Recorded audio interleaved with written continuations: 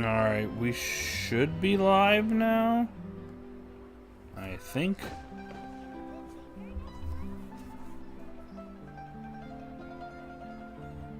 Let me check really quickly.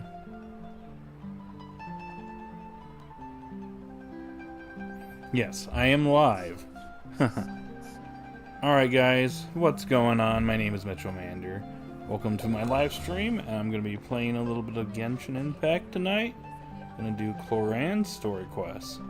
Also, by the way, there's some people mowing their lawns and stuff outside, so if you hear any of that, that's what you're hearing.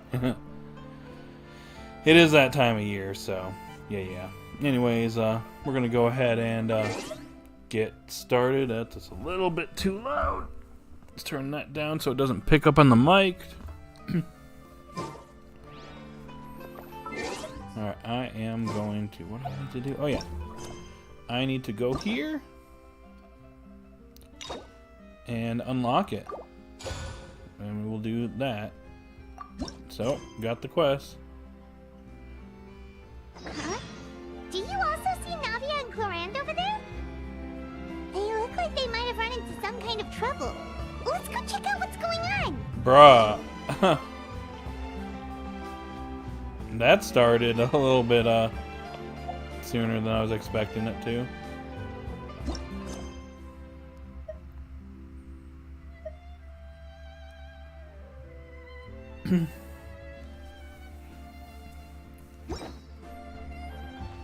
I was not expecting them to be like right in front of me pretty much. That's funny. Alright. Let's go ahead and talk to them, shall we?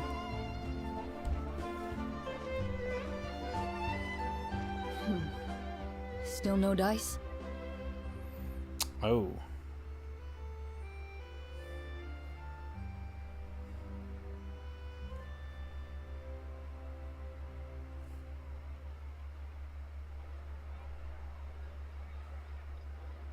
Hold on.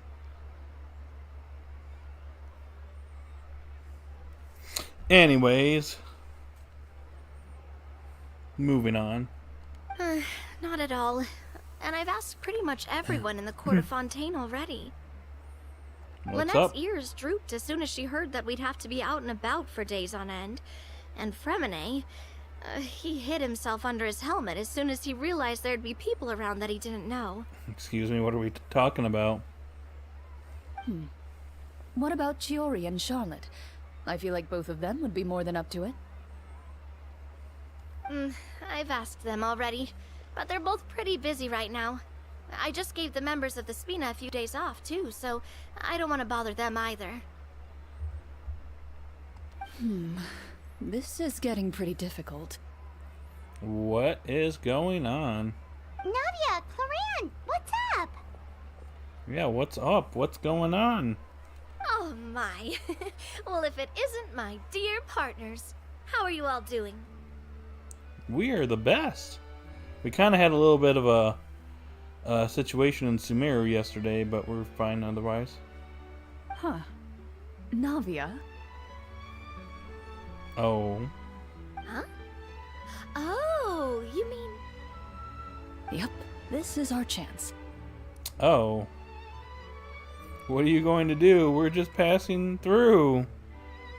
Do you need our help with something? Oh, precisely. My dear partners, we've got a huge problem right now that only you can solve. And that is? Whoa, for real? Absolutely. We've already exhausted all our other options. What kind of problem? Tell me about it. Traveler, Paimon, would you join us and play Marechaussee Hunter Judgment Day? Huh? Marechaussee what now? It's a new game script by the Tabletop Troupe, a local roleplay adventure club. What is this? Ever heard of the Tabletop Troupe? They put out games that allow you to participate in a story and roleplay characters with your friends. Oh, I've loved their stuff ever since I was a kid. That sounds super interesting. Clorinde and I are both veteran members of the club. Recently, someone came up with a new script and was looking for people to help playtest it for them. Oh, really now? And when they asked, of course I couldn't refuse. I mean, come on! A brand new script? Nobody has ever played it before. Hold on. I can't hear anything at the moment. Someone's weed whacking really close outside. Give me one moment. Hopefully, it's a little bit quieter here in a minute.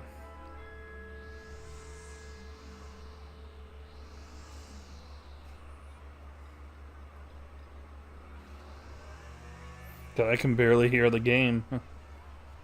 Okay. Well, hopefully it's a little bit quieter now. Let's continue. Generally speaking, scripts at that level of development have a lot of issues, but I think this one is pretty solid. The author obviously put a lot of work into the story, and the world building is also quite credible. Whoa, whoa, whoa! I know I was the one that handed you the script, but some of us haven't read it yet. No spoilers, please. Anyway, the script calls for a team of 4. Ah, yes. We're missing one final player right now. You were right. That is a big problem. So, you're saying you'll help us out? I knew I could count on you, partner. Paimon and the Traveler are kind of a package deal. Is that okay? That's not a problem. I'll adjust the pace based on the actual number of players, and ensure that everyone has a good time. Well, Traveler, what do you think? Wanna play? Paimon will follow your lead. I always help a friend in need. Count me in for a great script. Well, that solves our problem. You have our thanks. Woohoo! I'll go grab the script manager from the club right away. The script manager? Didn't you just say that you gave Clorinde the script? The club introduced a completely new kind of gameplay for the script. In this iteration, the Game Master's version of the script is incomplete.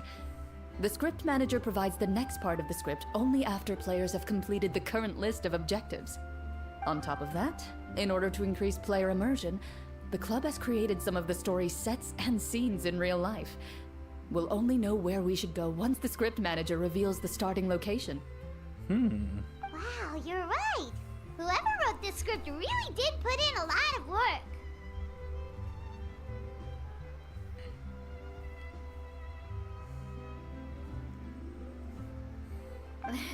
And it's got a real healthy amount of suspense, right?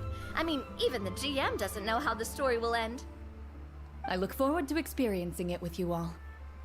Why don't you go meet up with the others first? They should all be waiting at Chioria Boutique. I'll come over with the script manager as soon as I find them. Alright, we're getting somewhere. Sounds good. Remember to always watch where you're going, and don't rush. You say that like I'm 6 years old or something. Let me think. What kind of character should I play this time? I like how they're like best friends now, because the Archon quest, she didn't really care for her, and considering what happened with her and her dad, you know, there's that. Hold on.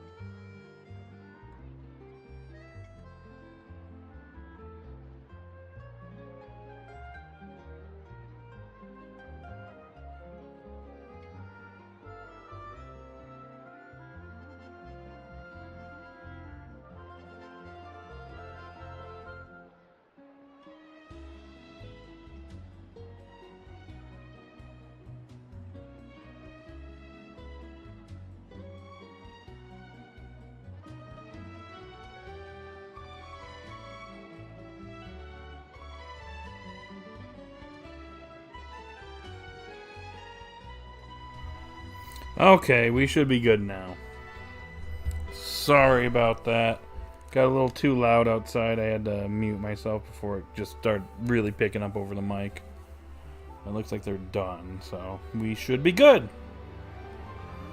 I just hope you'll pick up some useful skills this time. Oh, and stop trying to persuade every animal you come across. Oh, cat. Alright, now we can actually get into the meat and potatoes of this. Chioria Boutique. Wait, that's right down here.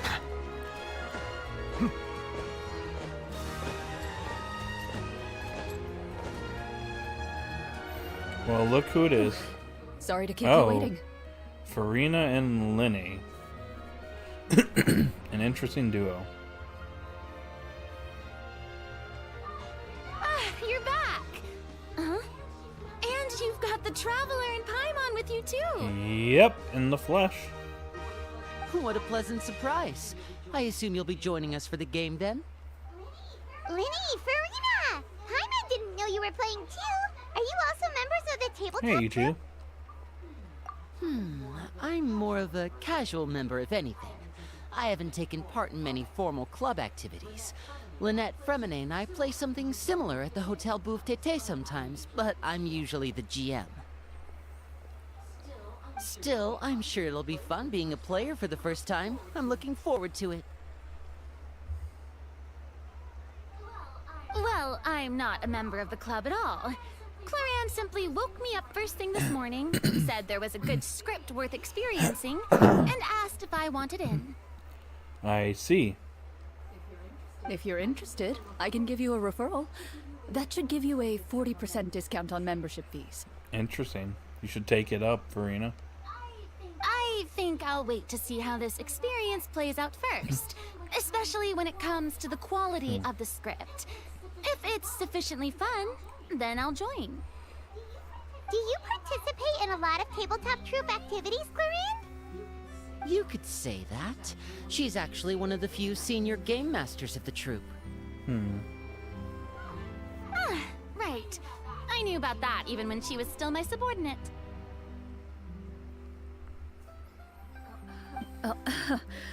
It's nothing. Really, just a small hobby of mine. Sure. Wow. Paimon's so used to seeing you be all upstanding and intimidating as the champion duelist. It's kind of hard to imagine you role-playing with a bunch of friends. So if we have a problem with any of the rules, do we have to submit a duel request to you? Surely you jest. I would never intentionally make things difficult for my players. I maintain a clear boundary between my professional and personal lives. The me you see at court represents the law and order of Fontaine. I put all personal feelings to the side and grant a fair duel to all who seek to defend their honor. But in my personal life, I'm just an ordinary person.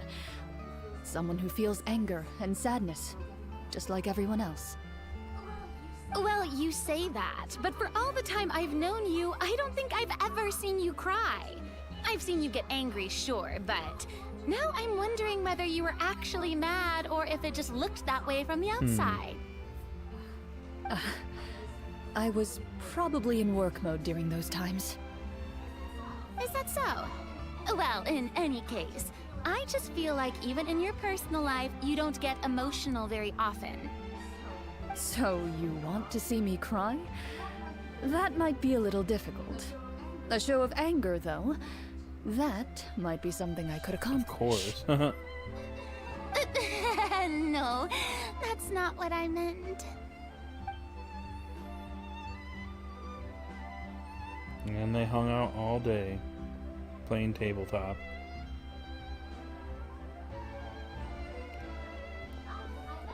I'm back! Here, allow me to introduce you to the script manager, Mr. Florian. Mr. Florian. Pleasure to meet you all. Hello. Wait, are you a champion duelist too, Mr. Florian? Looks like one. Oh, no. This is just the costume provided by the club. I occasionally play a few of the roles in my scripts. Never mind. That sounds like a lot of work. It's nothing. It's the least we can do to give the players a more immersive experience. A political call. Well, I am not answering it.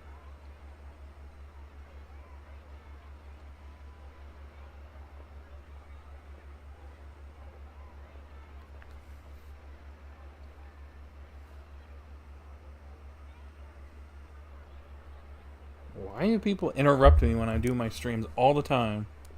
I swear I'm tired of it. Anyway, allow me to give you a brief introduction of the script.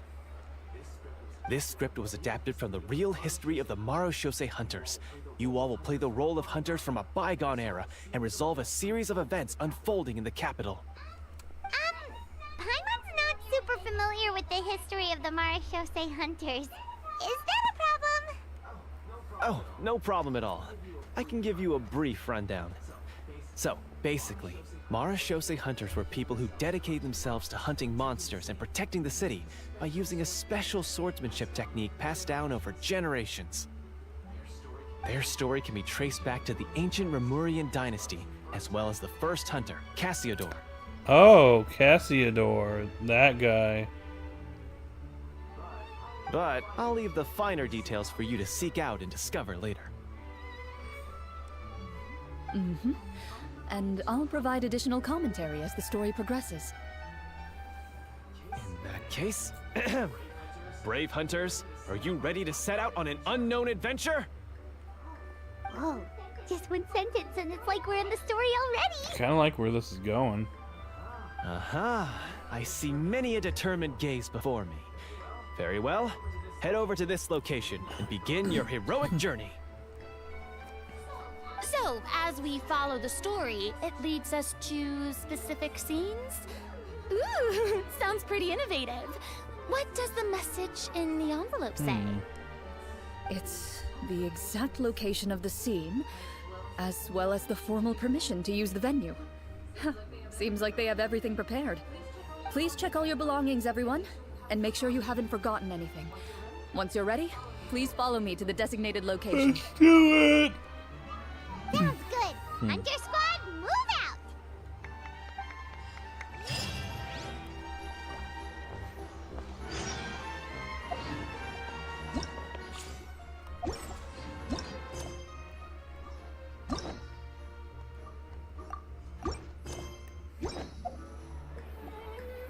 No. All the way over here? Outside the quarter fontaine?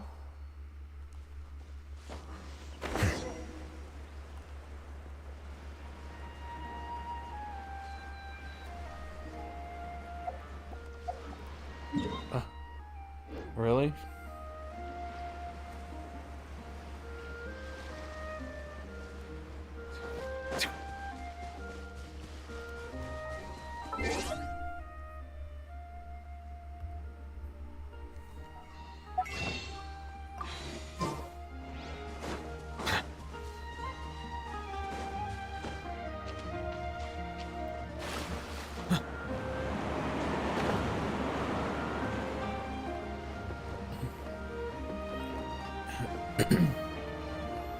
Alright.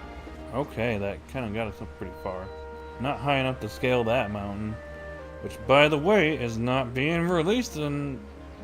Right now, we're gonna have to wait to climb that mountain, and why? We literally have this big mountain that, like, they're just teased as it's, like, arguably the biggest mountain in the game. It's bigger than possibly even Dragonspine. We can't even climb it. What the heck? Hoyoverse. Here we go. Wow, they got this set up. Whoa, they really have thought of everything. Even the Fatometer is here and ready to go for us. Uh-huh. The Fatometer. What's that? It's a card that's used to determine action success or failure. We'll need to use it when we try to use certain skills. And what about all the dessert and tea? Is that for us as well? That's what the message said. Huh. And how much money is this gonna cost? Really? That's so nice. It feels just like a tea party with friends. Those snacks have Paimon's name written all over them. I think you might be more of a snack hunter than a Marashose hunter, Paimon. Snack Hunter Paimon reported for duty. If there are delicious snacks to be found, Paimon will track down every last one. The desserts are great. But I'm still looking forward to the story more than anything. Very fair. Then, let us begin. Alrighty. First, please pick up the blank character cards in front of you and write down your name and profession. You can find an abbreviated version of the rules printed on the back of your character card. If you have any questions, feel free to ask me. In this story, everyone is a Marashose hunter. To reflect this, the club has prepared a small badge for everyone. Ooh, nice. As hunters, you have proficiency in swordsmanship and fighting by default, so there's no need to allocate any additional skill points to those areas. Swordsmanship? So there's a fighting part to all of this? Paimon's not sure she can do all that on her own.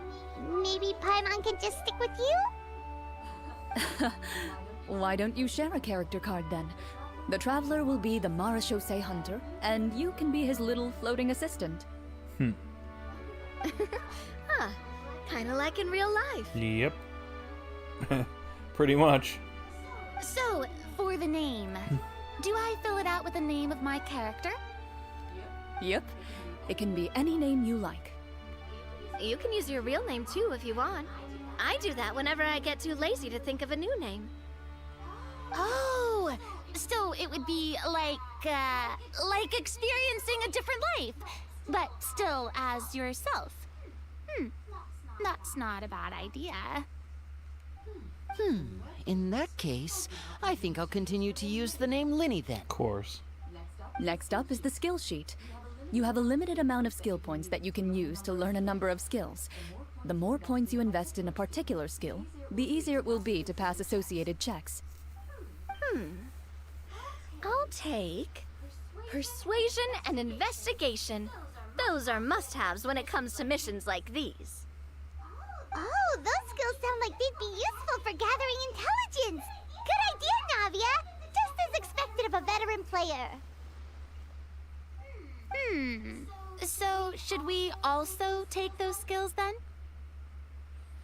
Hey, Sharon, what's up? Not necessarily. Since we're working together as a team, we could leave the negotiations to Navia and use our skill points to pick up other useful skills.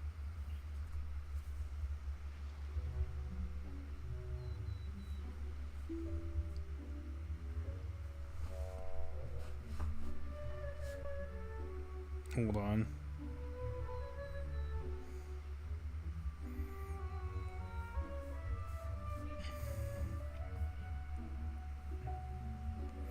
So episode 55 will be a 2v1 fight. There'll be two 2v1 fights, actually. For example, I think I'll take stealth and sleight of hand. That will give us more options if we run into any situations we can't negotiate our way out of. Oh, interesting. I wasn't thinking about it like that. I suppose it's not so different from an acting troupe. Everyone has their own role to play.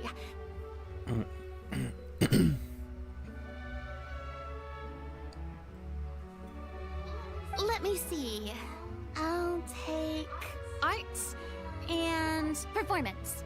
I'm not quite sure what use they'll be, but I'm not as knowledgeable about the other skills, and I'm not too confident I'd be able to roleplay them well. Well, that leaves us. What do you want to learn, Traveler? Cooking, medicine, insight. What should I do? Cooking, medicine, insight. I'd say insight. Oh, something that'll help you get a read on other people's thoughts. Sounds useful. Learn cooking or medicine? Ooh, so you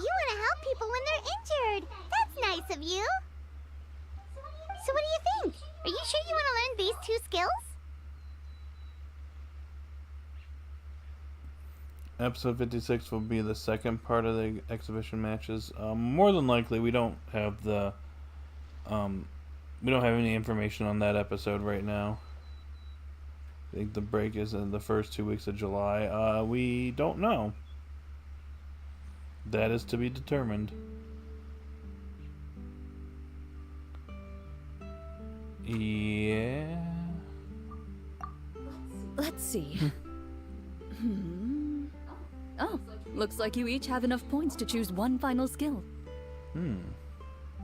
You've all picked such classic skills. It's fine to go a little bit out of the box, you know. Why do I get the feeling she's getting ready to cause trouble? Yeah. For example, this one here. Summon. Doesn't it sound super mysterious and cool?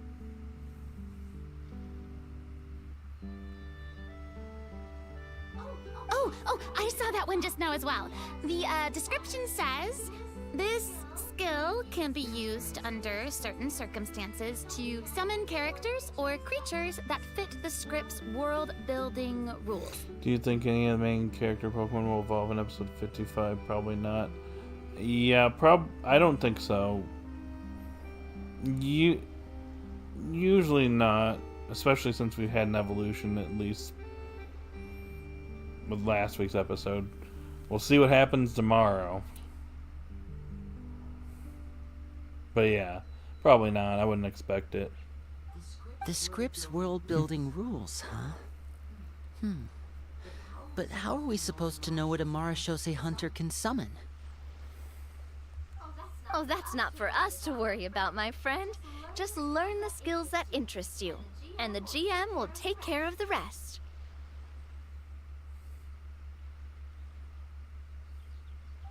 Alright, you've convinced Paimon. Let's learn Summon then. Paimon can't wait to see what kind of thing shows up. That doesn't sound like a good idea. Infogata should learn a new move during the exhibition matches. It's possible. I'm just not sure when Florgato is going to learn a new move. One day it will. Well, now that everyone's more or less finished creating their characters, we can begin. Since 2 of our players are doing this for the first time, though, let me ask. Would you like to play on easy mode or authentic mode? What's the difference between the 2? Well, in role-playing games, the story sometimes changes based on the decisions of the players and the results of the Fatometer. For example, if you fail a check, that means you cannot use the target skill in that scenario. A critical failure may even result in further negative consequences. If you choose to play in authentic mode, every time you elect to use a skill, you'll need to use the Fatometer to see whether you succeed or fail, and face any consequences that may follow. I think they will terrestrialize the Pokemon in exhibition matches. Probably, I would assume so. If you choose easy mode instead, every check will be successful by default, and you won't have to worry about luck playing a factor. Yeah.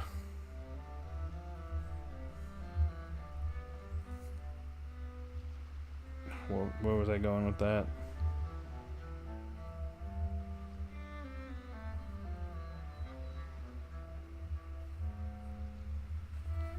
I'm not sure.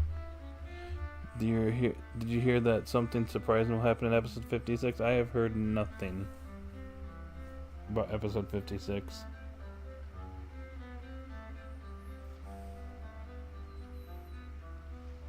So far the people that watched the episodes early have said nothing about episode 56. So I'm kind of waiting for them to say something.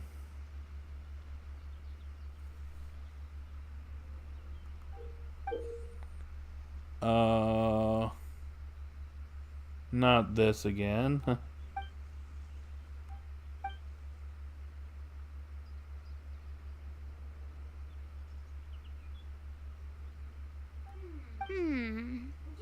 given that I'd like to focus on the story, I suppose I should pick easy mode. I'd feel bad if I brought the team down by failing my checks. Do you know if any insiders saw episode 53 early? They have. I can't speak about it. That's all I'm gonna say. Huh? Oh, come on. Don't worry about that. RNG is the lifeblood of role-playing games. I'm going with authentic mode for sure. Let's just say I know exactly what's about to happen in this episode. So, we'll leave it at that. Never knowing what you might have to overcome. Ugh, doesn't that sound exciting? I'd rather be mentally prepared for what might happen. All right, then I'll mark down Farina for easy mode. All her checks will be successful by default. As usual, Navia and Linny will play on authentic mode. Huh. I am going to stay silent on that. I'm sorry, Sharon. But I know what happens one way or another. What about you, dear partner? How would you like to play? Authentic, I guess. Are you sure? Trust me, you'll see the beauty of RNG. Honestly, I don't think Clorinde would make things too difficult for us, no matter what the Fatometer says. Isn't that right, Clorinde? No promises. That wasn't super reassuring. Well, anyway, enough talk. Let's get started. I want to experience at least a good chunk of the story today. Speaking of the story, why is the beginning scene on a beach? Well, that's because Uh? a long time Oh. ago, back when human civilization was still in its infancy, powerful demons and evil sorcerers ruled over the land. They created a host of monsters and sent them to slaughter all humans in existence. Unique tech and an actual an actual drawing of them in their roleplay. That's cool. Soon, a group of human rebels banded together. With their swords raised, they swore to brave the darkness, and in doing so, subdue each and every monster that sought their destruction. They became known as the Marachose Hunters.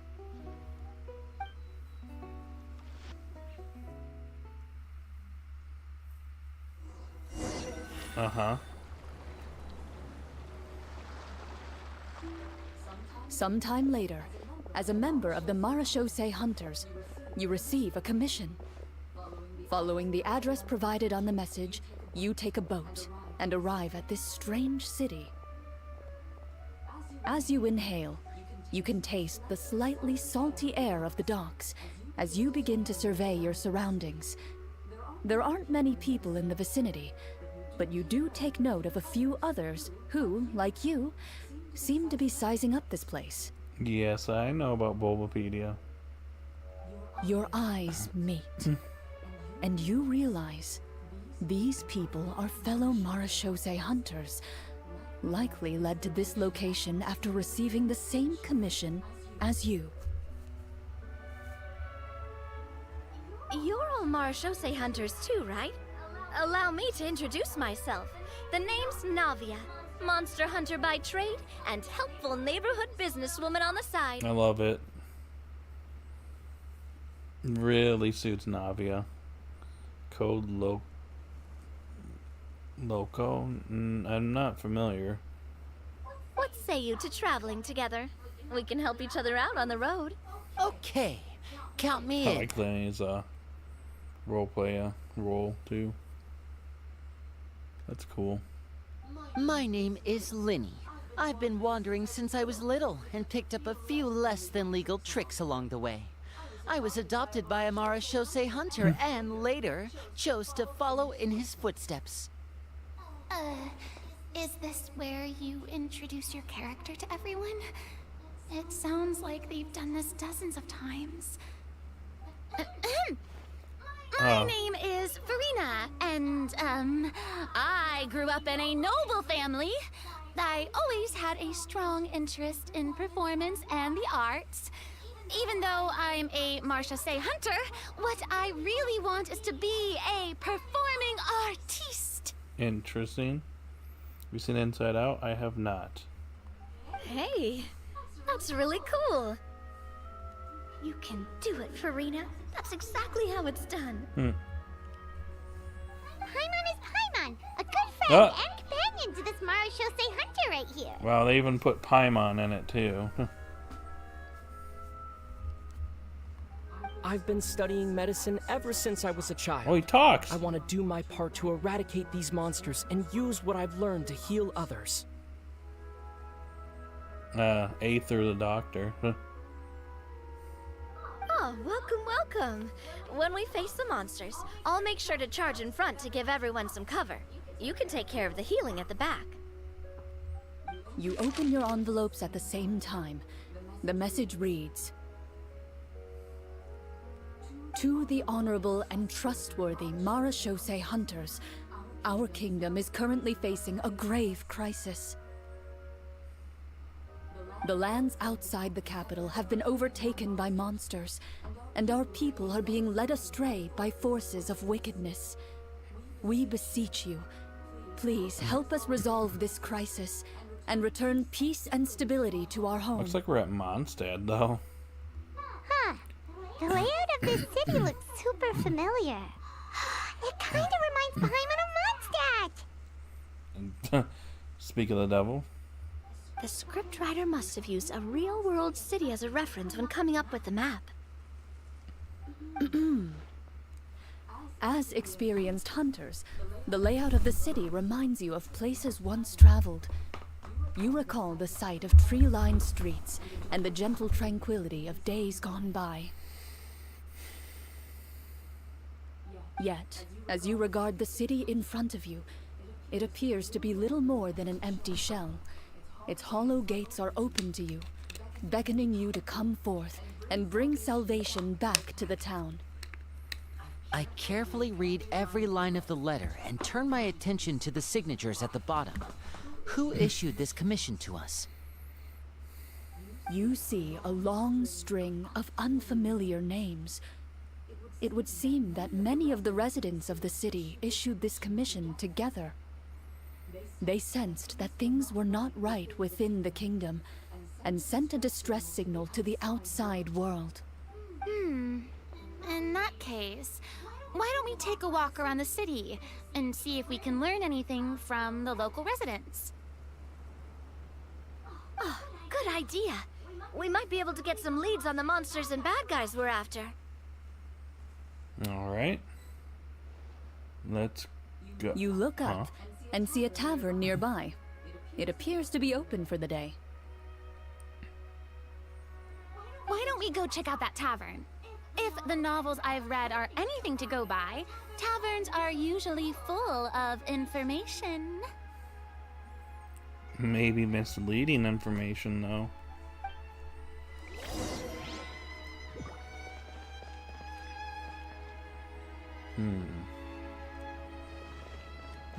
As you approach the tavern, you find a plainly dressed woman standing nearby.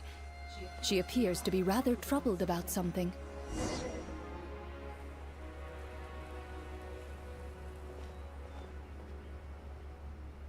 Greetings, friend.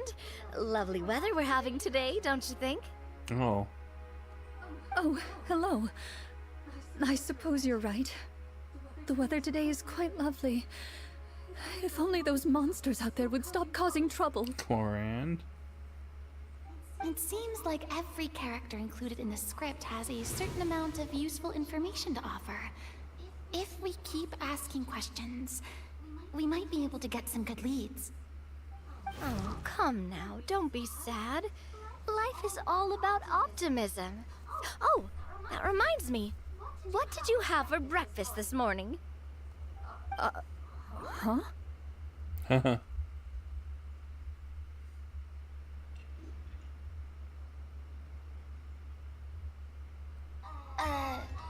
I don't think that's the kind of question we're supposed to ask. Nothing turns a frown upside down like good food. How about some macarons? I could make you some. You didn't even take cooking as one of your skill proficiencies. Ah. That's not necessary, miss. Excuse me for saying this, but you don't really look like a chef. Besides, I'm not really a fan of sweets. So you're someone who barely smiles and doesn't like sweets. You're really starting to remind me of this one friend of mine. I see what she did. Hey, did she just me?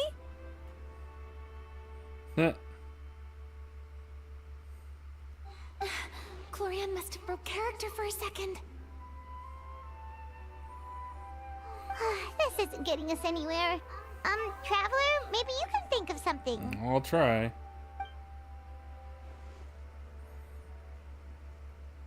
I'd like to do an insight check to see what's troubling her. The results of insight checks aren't disclosed to the players, so I'll be the one consulting the fatometer.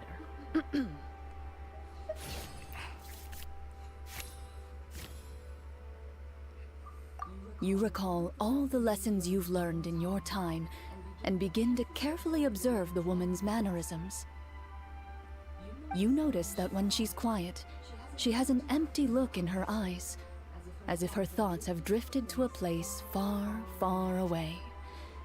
And when she speaks, she often subconsciously reaches out to touch the ring on her left hand. Did something happen to your husband?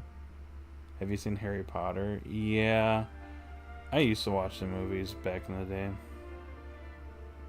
I haven't watched them in a while, though. So you noticed.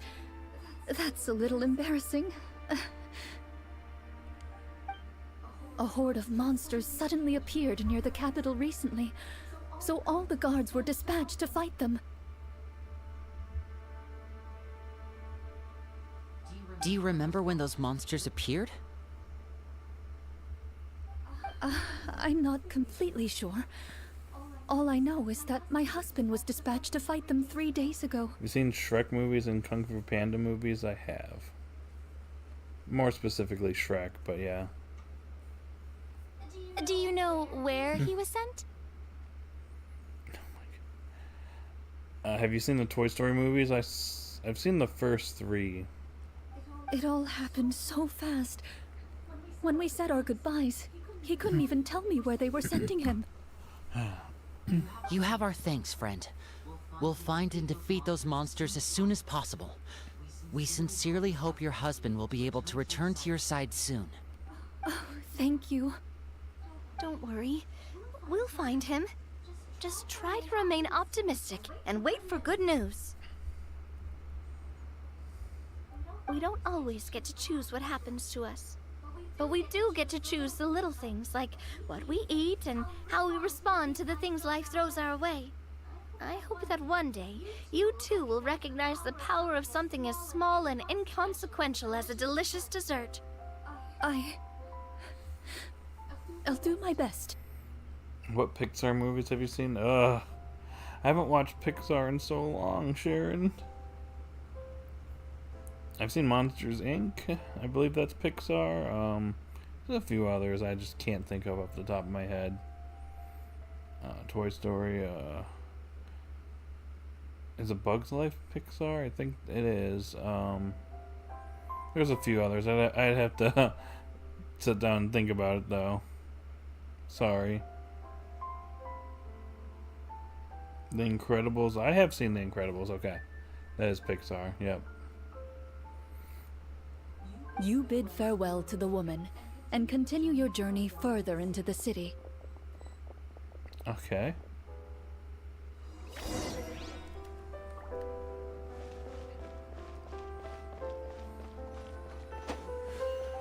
As you venture further into the city, the streets appear largely empty. An elderly woman walks past. You see her shake her head as she puts away her wrinkled wallet. A nearby merchant folds his arms and gives you a disdainful look. You get the impression that he's someone who has long gotten used to the sight before him.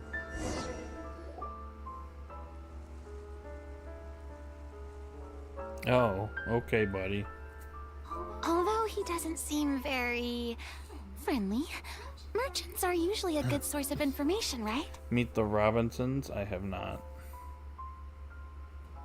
Pardon me, sir. I'd like to ask a question if I may. That depends. How much are you willing to pay? How about this much? What do you take me for? Some lowly beggar? You can't even buy half an onion with that amount. Frozen? I think so. Surely an onion can't be that expensive, right? Frozen's been out for like 10 years now, hasn't it? It's really that old, eh?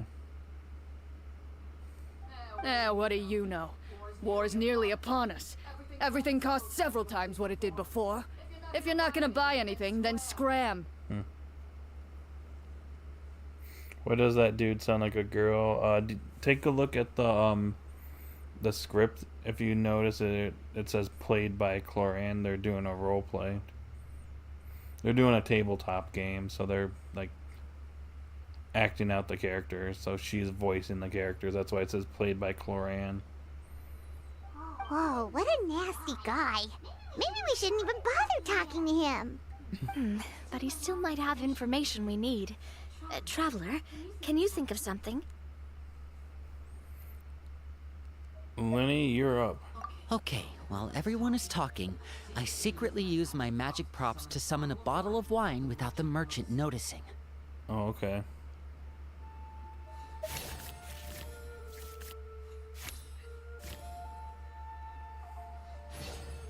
Well, that worked out. We meant no offense, sir. Here, allow me to offer you this bottle of vintage wine, made only from the finest grapes. I'll just leave it here. Please, enjoy it at your leisure. Ah, I should mention that this wine is the perfect accompaniment to a meal. I'd suggest enjoying it with dinner. All right. Go on and ask. What do you want to know? Do you have any information on the monsters or the crisis that has overtaken the kingdom? Crisis? If you ask me, there's a crisis everywhere you look. Those monsters are camped outside the city, and they've been destroying all our trade routes. We have limited reserves within the city, so if this continues, we're all gonna be in big trouble. Wait, you're saying no one has put a plan in place to distribute supplies or maintain order?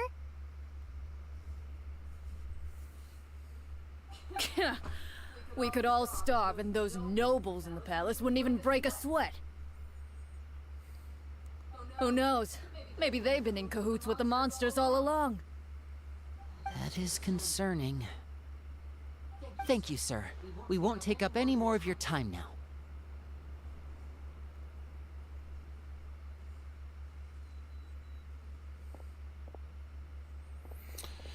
Summer Game Fest is 5 p.m. tomorrow. Hey, why did you leave in such a hurry? It's 2 hours. Yep, I know. I think I might try and stream it. I've applied twice for co-streaming, so if I get in trouble, I guess I'll just delete the streamed. It's the worst case scenario. Well, you see, that bottle of wine was just a cardboard prop. Should we try to go somewhere with more people? Oh, how about the city square? Follow me. Are you in Eastern Time Zone? Yeah. Not gonna say where I'm at, but yeah.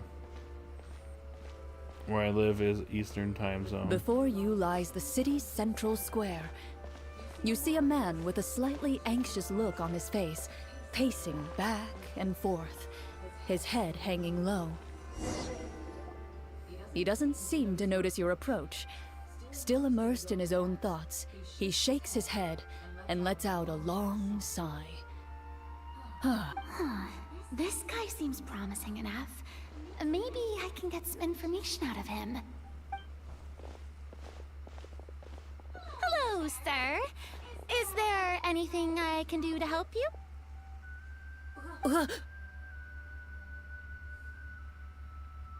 Wait, you're... Oh.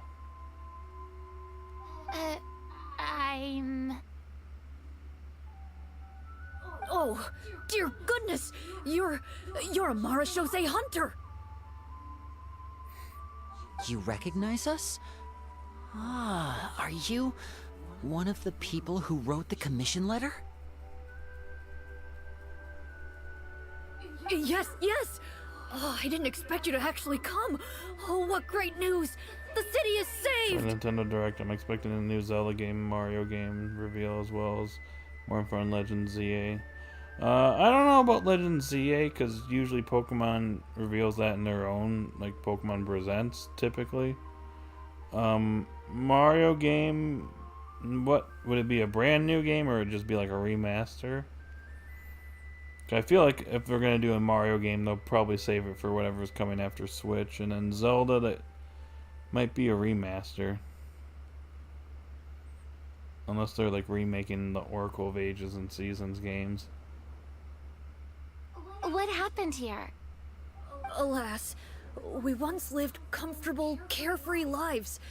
This city used to be free of monsters. The first Marashose hunter, Casiodor, the Golden Hunter, he was the one who drove them back. Casiodor. However, monsters have once again surrounded the city. Perhaps the seal that kept them at bay has lost its power. Or perhaps an evil sorcerer has been meddling in our affairs. All I know for sure is that their return has stripped this city of any chance at peace. Are there not enough soldiers to drive them out? It's not a question of numbers. The guards simply have no idea how to deal with them. Most people my age have never even seen one of the monsters, much less been trained to fight against them. What's worse, many of us don't even know the history of the Marashose hunters anymore. When I was a child, though, my grandfather would tell me stories about how the Marashose hunters drove back the monsters. So, on the off chance that something might come of it, I decided to reach out to you. Interesting. To be perfectly honest, I was starting to think all those stories were just tall tales. But now that I've seen you in person, I finally know that it was true! Well, you can rest easy, friend. The righteous and formidable Marashose hunters are on the case. The man is touched by your determination and resolve. His eyes begin to well with tears of relief. Still, if we are going to hunt the monsters, we need to know where to find them. Can you give us any leads?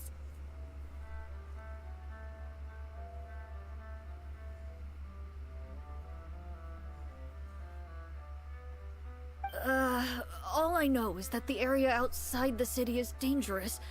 I'm afraid I can't point you toward a specific location. Oh, although, if you leave the capital through the main gate and follow the road, you should run into a group of guards. They might know more about where to find the monsters. I see. We'll go look for them then. All right, be careful. Oh, and one last thing. The monsters outside the city are just part of the problem. There are evil sorcerers inside the city as well, so be on your guard. Woo. Legend ZA, Pokemon, what should be Pokemon Presents, Legend ZA Masters, 5th Anniversary Unite, Cafe Remix, Horizons English dub, probably. English version of the newest TCG set announced, maybe. Pokemon Pocket. And Pokemon Sleep, yeah. They're actively working with the monsters, and have corrupted the court ministers with malicious magic. They're the reason why, even inside the city, everything has been a giant mess. Even one of our kindest ministers has turned into a boorish and unreasonable figure, interested in nothing but enacting laws that exploit the people. Who knows how much longer we'll be able to go on like this. Talk about being stuck between a rock and a hard place. I feel bad for him. Maybe we should try to cheer him up? I don't have a cooking skill.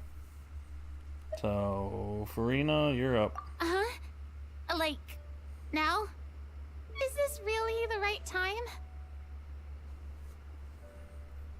Stream is breaking up. It seems fine on my end. I appreciate your kindness, but for now, it's more important to focus on the crisis at hand. Brave hunters, I leave the future of this kingdom to you.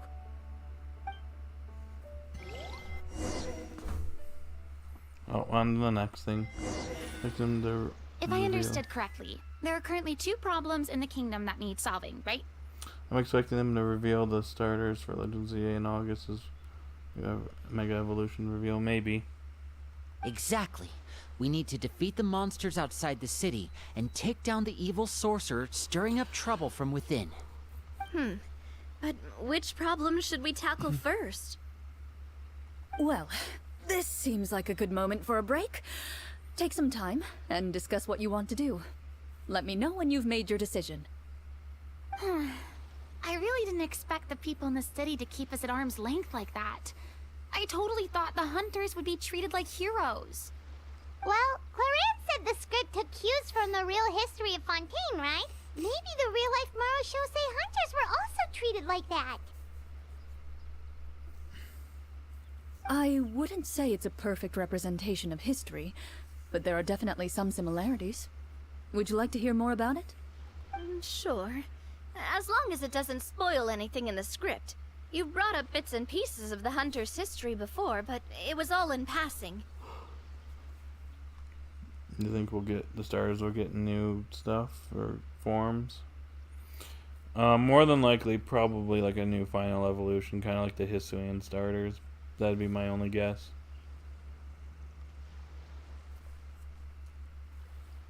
Paimon wants to know too! The hunters were super powerful, right? Were they all from a special line of supernatural beings or something?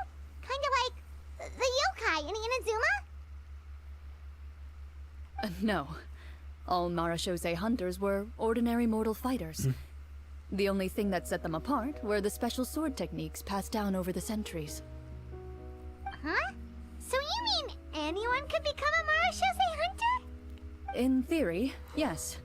All you would need to do is survive the rigorous training and master the swordsmanship techniques required to fight the monsters. Still, most people dropped out at the early stages, and others called it quits the minute they saw a monster in person. To become a hunter, you must be strong in both body and mind. What kind of monsters did the hunters fight exactly? Oh, and the evil sorcerer the script mentions. Did they exist in real life too? The land of Fontaine once played host to an ancient dynasty known as Remuria. After that dynasty fell, monsters began to appear, intent on obstructing humans from establishing a new social order. One of the ancient sorcerers of Remuria used his power to assemble a formidable army of golems. He sought to use that force to establish himself as king. Interesting. It's almost like we did this last version. Now wait a second. Don't tell me that guy was the inspiration for the evil sorcerer in the script. We still haven't found any in-game information on him yet. So, why don't you talk about someone else for now? Flygon, Militech, and Aegis Slash should get megas. That would be something. Well, I wasn't planning on going into anything you might be able to find out in the game. But if you want me to talk about something else, then... How about Casiodor, the Golden Hunter? Or Egeria, the ex-Hydro Archon? Oh. Wait, but those people are all from a super long time ago. Where did you learn all this, Clorinde? From my master. Your master? By master, you mean Miss Petronia? Petronelia. Is someone you know? Absolutely. Miss Petronia and my father were good friends. Back in the day, she would often bring Clorinde over to play, but then... Oh. Oh. Interesting. Let's not get off topic. Anyway, back to what I was saying. So they're more connected than I thought. Responding to Egeria's call, a number of warriors followed Cassiodor into battle against the monsters. This group of warriors, under Cassiodor's leadership, became known as the Marechaussee Hunters. Yet, as Fontaine entered an era of peace, their work gradually became obsolete. The Marechaussee Phantom, originally an association made up of hunters, eventually came to be predominantly comprised of Melusines. Ah, I see. That explains why most of the people in the script have forgotten the hunters or think of them as nothing more than a legend. Is that really a bad thing, though?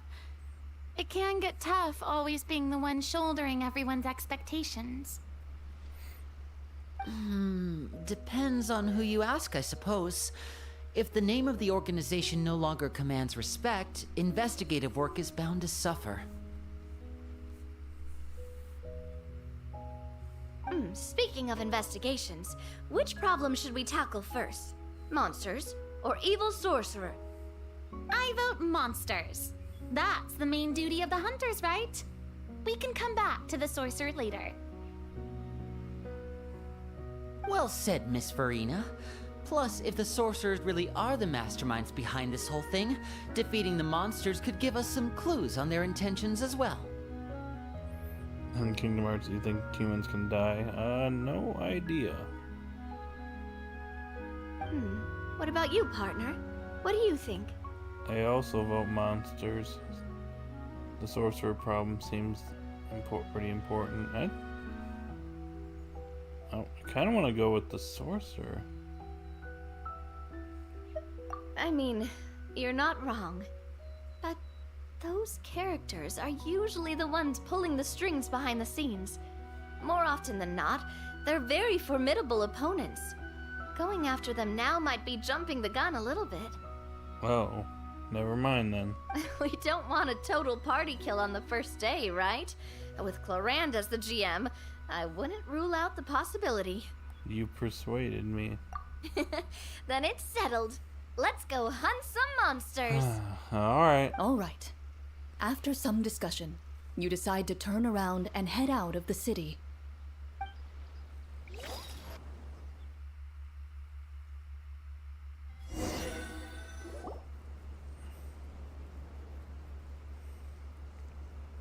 Let's take a look around, like that guy said. Think angels are immortal? I have no clue. You there! Outsiders, halt! Who's there? An armored man approaches you. He has a tall, muscular build and a determined expression in his eyes. Just one look, and you can tell he's fought in his fair share of battles. Although he's trying his best to conceal his current state, his uneven gait and the sweat dripping down his forehead make it obvious that he's been wounded and is in serious pain. I'm the captain of the guard. I saw you sneaking around the city earlier, so I'll only ask this once. State your purpose, or it's off to the dungeons for the lot of you. Huh. Yeah, good luck, buddy. Wow, it's been a while since someone's been this suspicious of us. I said talk, not whisper between yourselves. Have you ever heard of the Marechaussee Hunters? Marechaussee Hunters? Ha! That fairy tale, you mean? What, you expect me to believe you're one of them? In Kid Actress, I believe the life force of the angels is mostly in their wings. I see.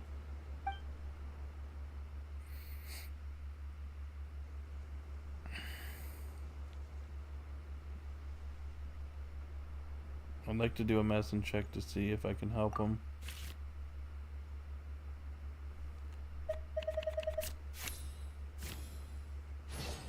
Yeah.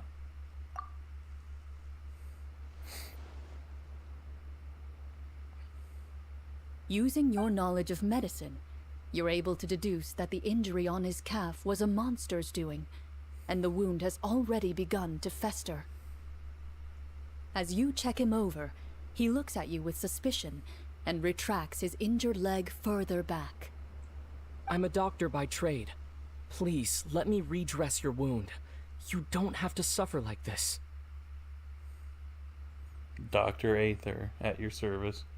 The man appears somewhat disgruntled at having been exposed, but soon relents and raises his leg for you to take a better look. He allows you to apply a poultice of specialized medicine to the wound, and it appears to bring him much relief. The tension in his brow eases. Pit and Sora getting along. Interesting. Oh, right. Guess you lot might actually be real Marachose hunters after all. In any case, you've successfully treated my wound. So, what do you want to know? Do you know where we can find the monsters, or the other guards who are fighting them? He informs you of the various locations where monsters have appeared.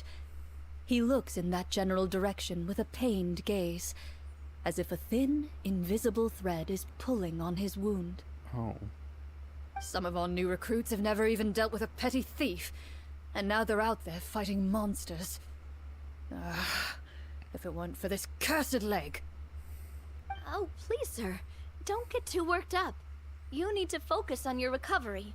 Just leave the monsters to us. We're Marachose hunters after all. Hearing you say that, a glimmer of hope flashes in his eyes. But it disappears almost as quickly as it came. Those monsters aren't easy to deal with, but if you insist on going, I won't stop you either. I just hope all the guards will be able to come back to their families alive. I wish you the best of luck.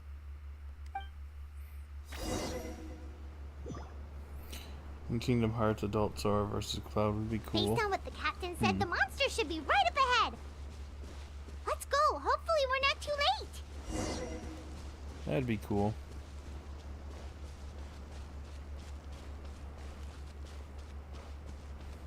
As you approach the battlefield, you see numerous people lying by the side of the road. They appear to be dressed like guards. Their faces are filled with desperation and terror. Some are screaming and cursing in vain, as if still trying to banish the monstrosities they saw from their minds.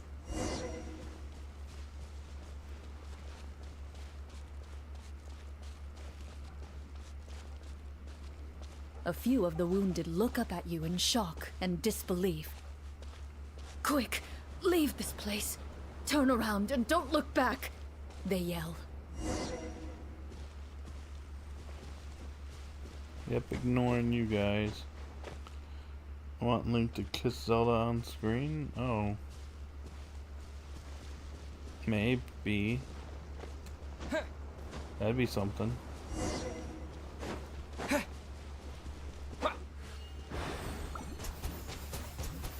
Don't mess with me, I got my pew pew gun. Go! Or in Wolfendome.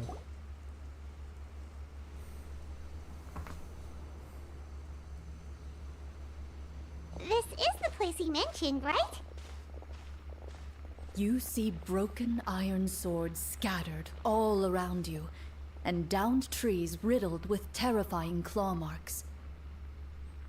All the signs point to one thing. A truly devastating battle just took place here. Be on your guard, everyone. The monsters might still be around. Before you can finish your sentence, you hear rustling sounds from the surrounding bushes. The monsters have emerged. Rift Hounds? They close in on you without fear. You get the impression that, in their bloodthirsty eyes, you're just another meal for them to devour. A little help here! This thing wants to eat Paimon! Your battle round begins now.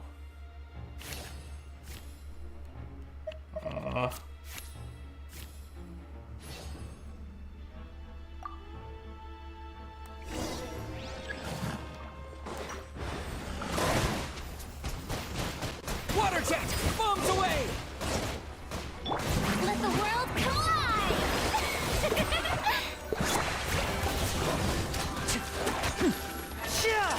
A round of applause! The next battle round begins now. Golem? Feeling lucky? Fire! Well, with rocks.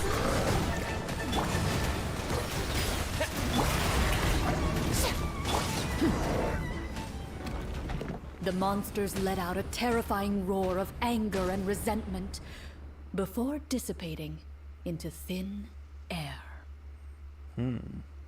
Oh, thank goodness it's over. We're lucky the Marashose Hunter class came with all those preset skill points. Otherwise, we would have been in some real trouble. I never knew the Fatometer even determines the amount of damage you inflict. If you get unlucky, isn't it just game over right then and there? That. That's part of the fun. The uncertainty of fate is what gives these games their appeal. Just as you begin to celebrate your victory, a suspicious lump on the ground catches your attention. Paimon, we don't know what Paimon is exactly. A lot of people call her a floating fairy, though. A suspicious lump. Wait, could it be the thing that appears after every battle? I walk up to it, crouch down, and begin to carefully examine it. I've still got my right glove on, so it should be fine for me to touch it, right? As you investigate the mound, you discover that the exposed portion appears to be made of wood. It was previously obscured by the large form of the monsters. With the monsters gone, the small protrusion now awaits your discovery, poking out of the ground like a shy flower bud. Whoa, it's a treasure chest! Oh.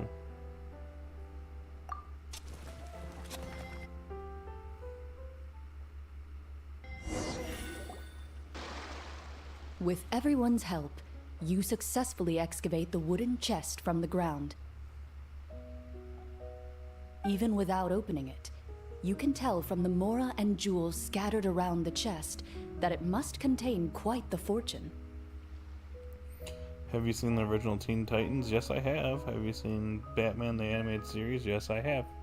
Makes sense. We worked hard for this. Let's open it and we can share what's inside. I can understand your excitement, Paimon, but think about it.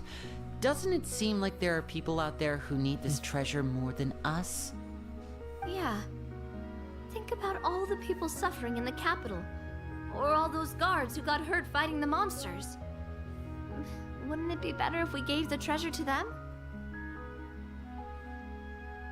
Wait, is that how it works? Paimon thought since we were the ones to dig it up, we could just take it for ourselves.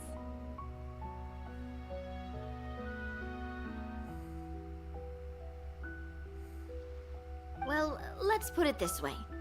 Any decision you make during a role-playing game can impact the future course of the story. But would the people really believe us? It's hard enough for us to prove we're Marashose hunters. What if they think we procured the treasure illegally? They might get even more suspicious of us. That's definitely something we should consider.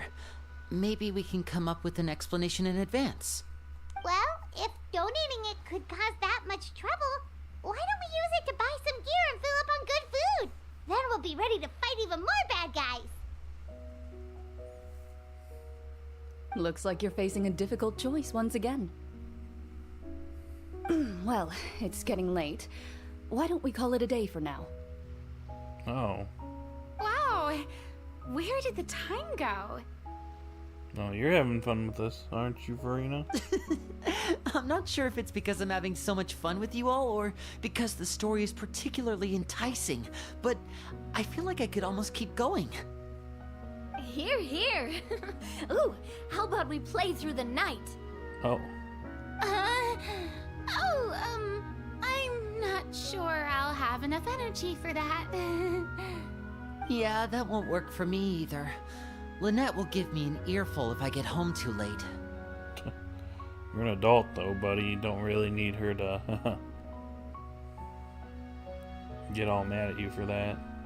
I understand how you feel, Navia, but we have to change venues for the next part of the story anyway. Oh? Huh? Another location? There's a special note for the GM at the end of this section that says to proceed to an indoor set for the next part of the script. Whoa. They really pulled out all the stops for this new script. Well, even if we end the game for the day, we can still stay a little longer and hear Clorinde finish her story, right? Paimon wants to hear more about the history of the hunters. Something tells me you just want to finish the free desserts before we break for the day. Guilty as charged. I think the original Teen Titans should have gotten another arc because the final episode made the series feel incomplete. Yeah, That's just a coincidence, okay? Besides, to Paimon, not finishing free food feels even worse than having to buy her own. And anyway, Paimon really does want to hear more about Clorinde's master. Well, if the story doesn't have a happy ending, it's okay not to finish it. It's nothing. I appreciate the concern, but it's all in the past. It won't do any harm to share these things now. Here we go. Or not.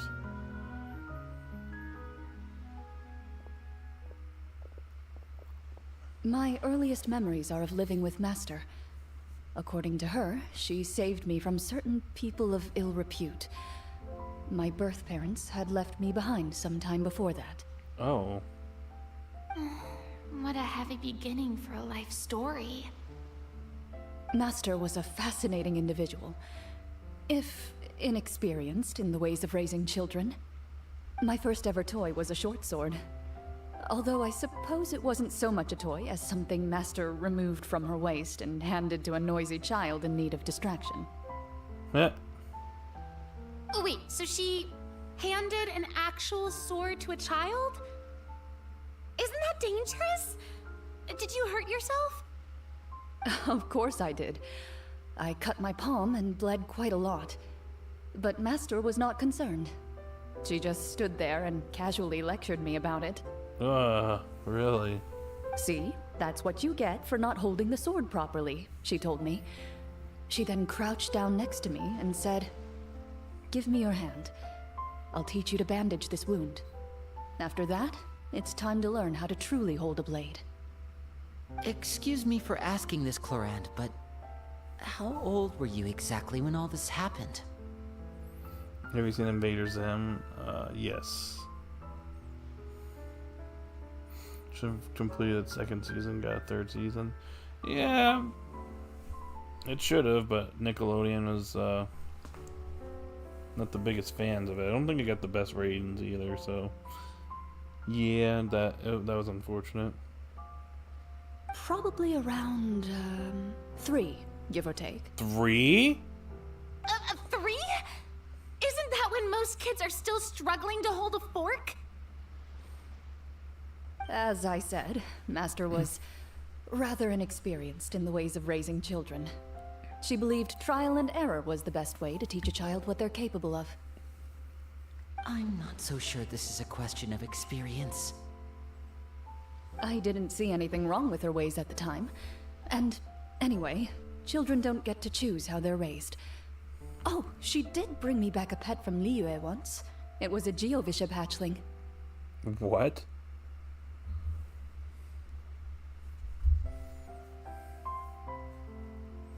That's a pet? A Geovishap hatchling? For a pet? That seems even more dangerous. What she said was this: make sure to get along, you two. If you really can't agree on something, just settle it with a fight. Whoever loses is the real pet. And how old were you when this happened? 5. What? 5?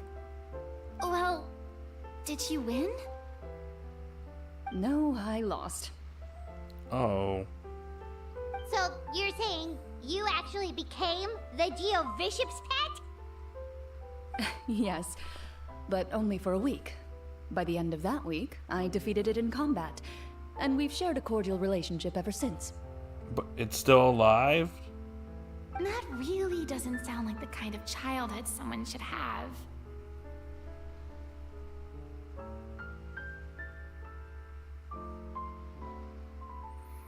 My Little Pony, animation mistakes, Pegasus missing wings or feathers. Wrong color, eyes being on the wrong color, ears missing. Yeah, that's pretty typical. Later on, I gradually understood that Master most likely didn't know any other way to raise a child.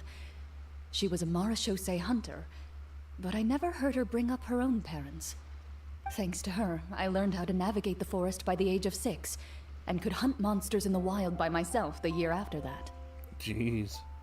Even though the training she subjected me to was strict, she always made sure to take me traveling when she had the time. We met many of her friends during those days. That was also how I met Mr. Callis and his family. I still remember the first time we met. You were too scared to join our picnic and hid behind Ms. Petronia the whole time. Oh. I still hadn't really met many children my age at that time, so I didn't know how to interact with others. After that, though, you started coming over a lot. You loved challenging people to shooting competitions, remember? I don't think many members of the Spina ever beat you in one of those. I had a lot of fun during those days. I enjoyed them too. Oh, do you remember that one time we went exploring around the Spina together? We overheard Papa call your master Fontaine's Protector of Justice. We tried to pretend like we never heard anything, but you nearly let it slip that one time. Protector of Justice? Oh, wait, you mean that vigilante hero from 20 years ago? The one who is always active at night? Yep, that would be her. She often would put on a black cloak and go out at night. I never knew where she went or what she was doing. Until, like Navia said, we overheard the truth from Mr. Callis that night. Oh. 20 years ago, huh? I still remember the guards leaving all kinds of witness reports about her on Nervalette's desk. My apologies. Oh, there's no need to apologize. You had nothing to do with it. And anyway, everything she did was for a good cause. Although, calling herself the Protector of Order was a bit much. Especially when she deliberately operated outside the law. Huh? When did the Protector of Justice become the Protector of Order? Oh, she had a bunch of code names. I heard she would just come up with a name on the spot whenever she was asked. Interesting, interesting. Missing the cutie marks. I see. Their horns missing. Later on, she probably got sick of answering those questions and decided to stick to just two. The Protector of Justice and the Protector of Order. That sounds like her, all right. I bet she forgot which of the two she'd use by the time she got back each night. Well, she certainly sounds like a fascinating individual. With her strong sense of justice, it's no surprise her student followed in her footsteps. It's true. I always wanted to become like her. Someone powerful, independent, and with a strong sense of conviction. But... Oh. she suddenly disappeared the night I turned 10 years old. Oh. Disappeared? What happened? I have no idea. She didn't even leave a note. I was never able to find out where she went. That night, I was celebrating my birthday at Navia's house, but Master never came to pick me up. When I returned home on my own, it was to an empty house. Ever played Tekken or Street Fighter? Yes, yes. Duke Nukem? No. When she still didn't appear after a few days, I went to Mr. Callus's house to ask about her whereabouts. But he only shook his head. Papa probably didn't know either. I know he sent a few people to investigate the matter in secret, but they never found any credible leads. Don't worry, I understand. To be perfectly honest, given Master's personality and way of doing things, it all made a lot of sense. If I had to guess, I'd say she probably used it as an opportunity to force me to become independent. Just like how, when a litter of kittens reaches a certain age, the mother willingly leaves them behind. Were you upset, Clorinde? I was at first, but not anymore. I don't believe Master would suddenly disappear for no reason. There must have been something she just had to do. Well, despite everything, you still managed to follow in her footsteps and become the greatest champion duelist in all of Fontaine. You're practically a living symbol of law and justice. I suspect my position would be far too by the books for her. Master always did whatever she pleased. But you're right. I suppose I do take after her in some ways.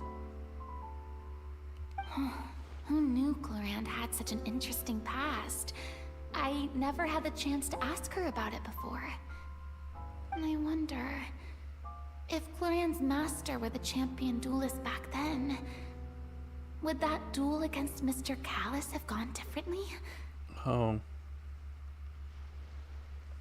Oh no. Judging by the atmosphere, Clorinde and Navia are probably thinking something similar.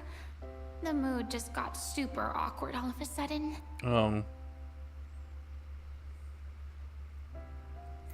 He was in the Back to the Future trilogy. I've seen the first movie. I've seen parts of the other two, though. Well, anyway. Would you look at the time? It's getting dark, so we should probably call it a day for real this time. If we keep talking like this, we really will be here all night. Yeah, good time to end this. Have you seen the Men in Black movies? Yes. Not every one of them, but I have seen some of them. I had a great time today, Miss Clorinde. Thank you for being our GM. Anytime. The script was good, but I've got to say, your childhood stories were even better. Hey, you should tell us more about that fight against the Geo-Bishop sometime. Maybe your master was onto something. You could be right. What does she mean, onto something? I certainly don't know any 5-year-olds who want to fight a bishop in their spare time. Guess I'll head back as well. I need to save my energy if I want to continue enjoying the story tomorrow. You're that excited to hear about my fight with the bishop? I was talking about the script. Yeah.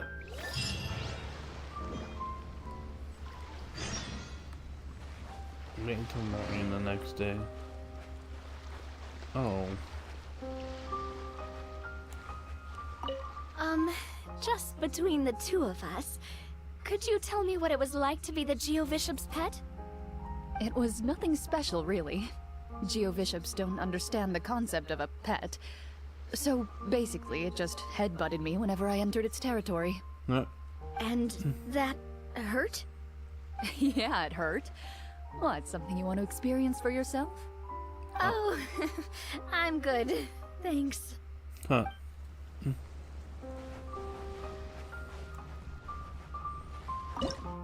Oh, I can actually cook on this thing?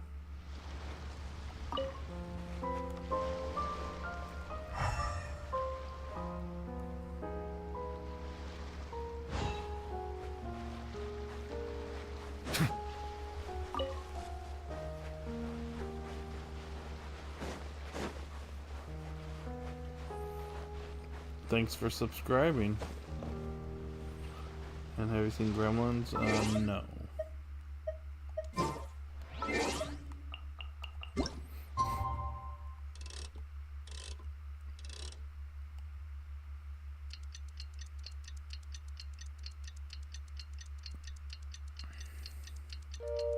Well, they stayed there all night.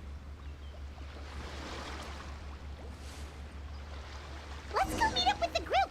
Paimon's really looking forward to today's story.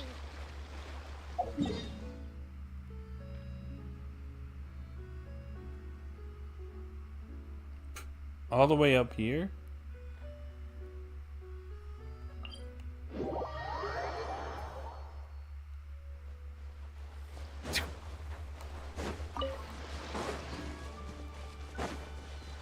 Would you cuddle with Pokemon? I'm not sure.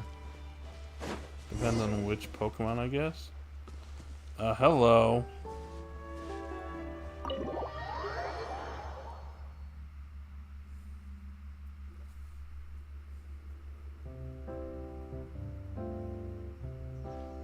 Looks like everyone's here.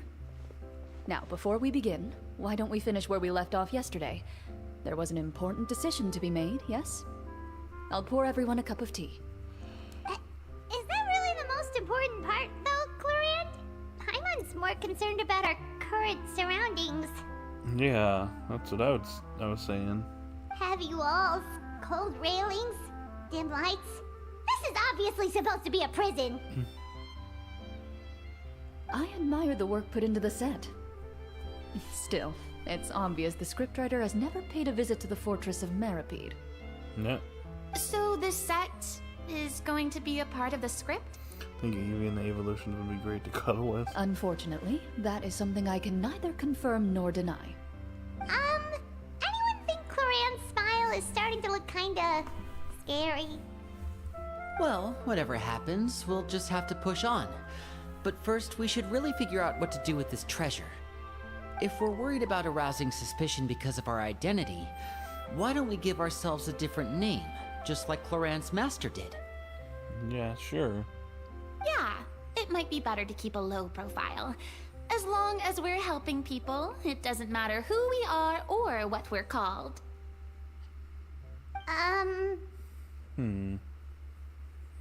Staring at me won't get you anywhere. Or did you want some more tea? Oh, Paimon's good. Thanks. Why aren't you saying anything, Navia? Wait, what's that next to you? What animal would you be? I have no idea. Maybe like a lion or something? Oh, this is the short sword Clorinde mentioned last night. I found it.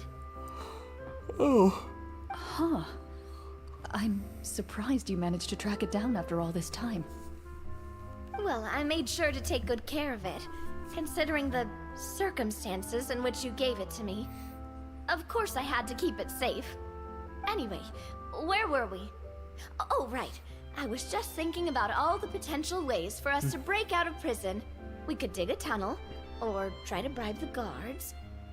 Wait, we haven't been thrown into prison yet, have we? Well, it's only a matter of time. It pays to be prepared. Just like how you should always have an umbrella on hand, even when it's sunny. Alright, Paimon's made up her mind. Let's just give the treasure away. Yeah. Paimon may have wanted to keep it, but if it's going to land us in prison somehow, Paimon will be too upset to enjoy her snacks. Turns out Paimon cares more about snacks than treasure. Paimon's developing as a character. So, you reached an agreement? All right then, we can continue with the story. Oh, and we'll collect all the scattered pieces of treasure on the ground as well. All right. You collect the treasure and make your way back to the capital with your bag of loot in hand. Alrighty. Back at it. The city is still shrouded in a gloomy, oppressive atmosphere, but your spirits are surprisingly high. In places where sunlight struggles to reach, you generously share your wealth with the children, the elderly, and the poor in urgent need of help. Thank you, kind soul. The elderly woman's look of gratitude follows you as you walk away, her eyes never leaving your back until you move entirely out of sight. However, there's still quite a bit of Mora remaining. It appears you haven't made much progress. Would you like to have wings and fly? Flying would be pretty convenient, not gonna lie. So, yes. She's probably trying to tell us to speed this up. We need to hurry up so we can address the sorcerer problem. Should we go find that man again at the square? He seemed like a pretty responsible guy. I'm sure he knows the people here far better than us. Oh, good idea! Just as you start to make way to the square, intent on finding the man again, there's a voice.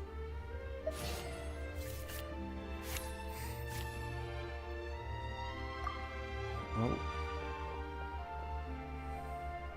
Please wait, distinguished guests. Several strange guards suddenly call out to you.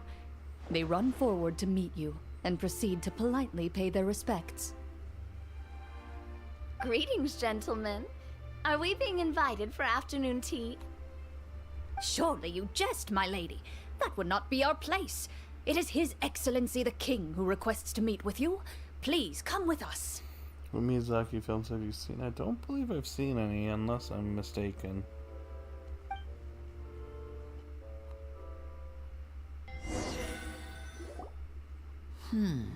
Do you think this could be a trap?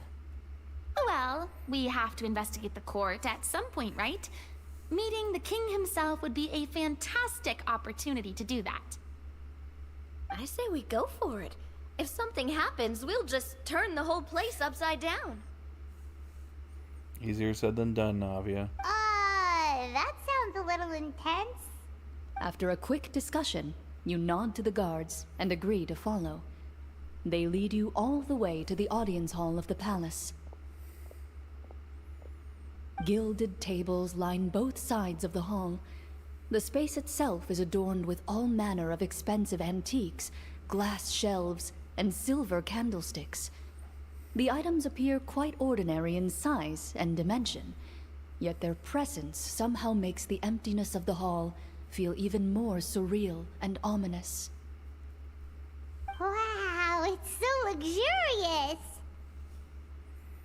The elderly king, clad in a magnificent robe, sits upon the deep crimson throne before you.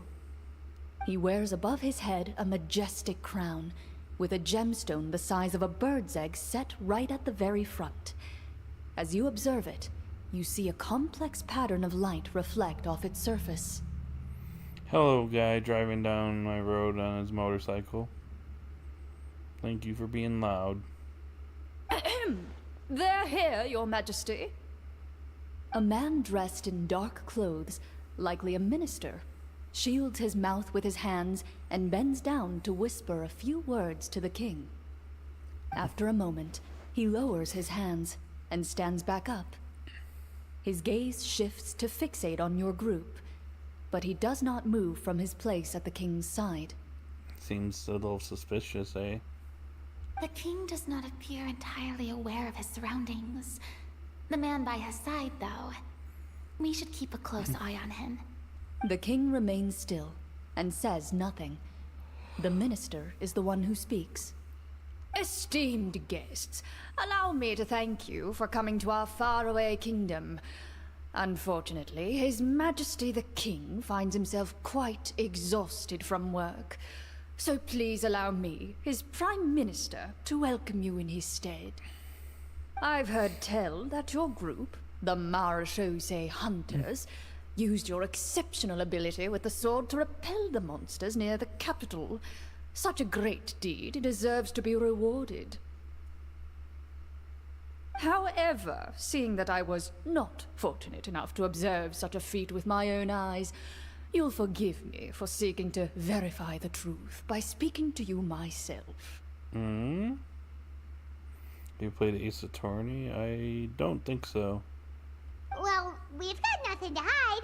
You brought us here to talk, right? So we'll just explain what happened.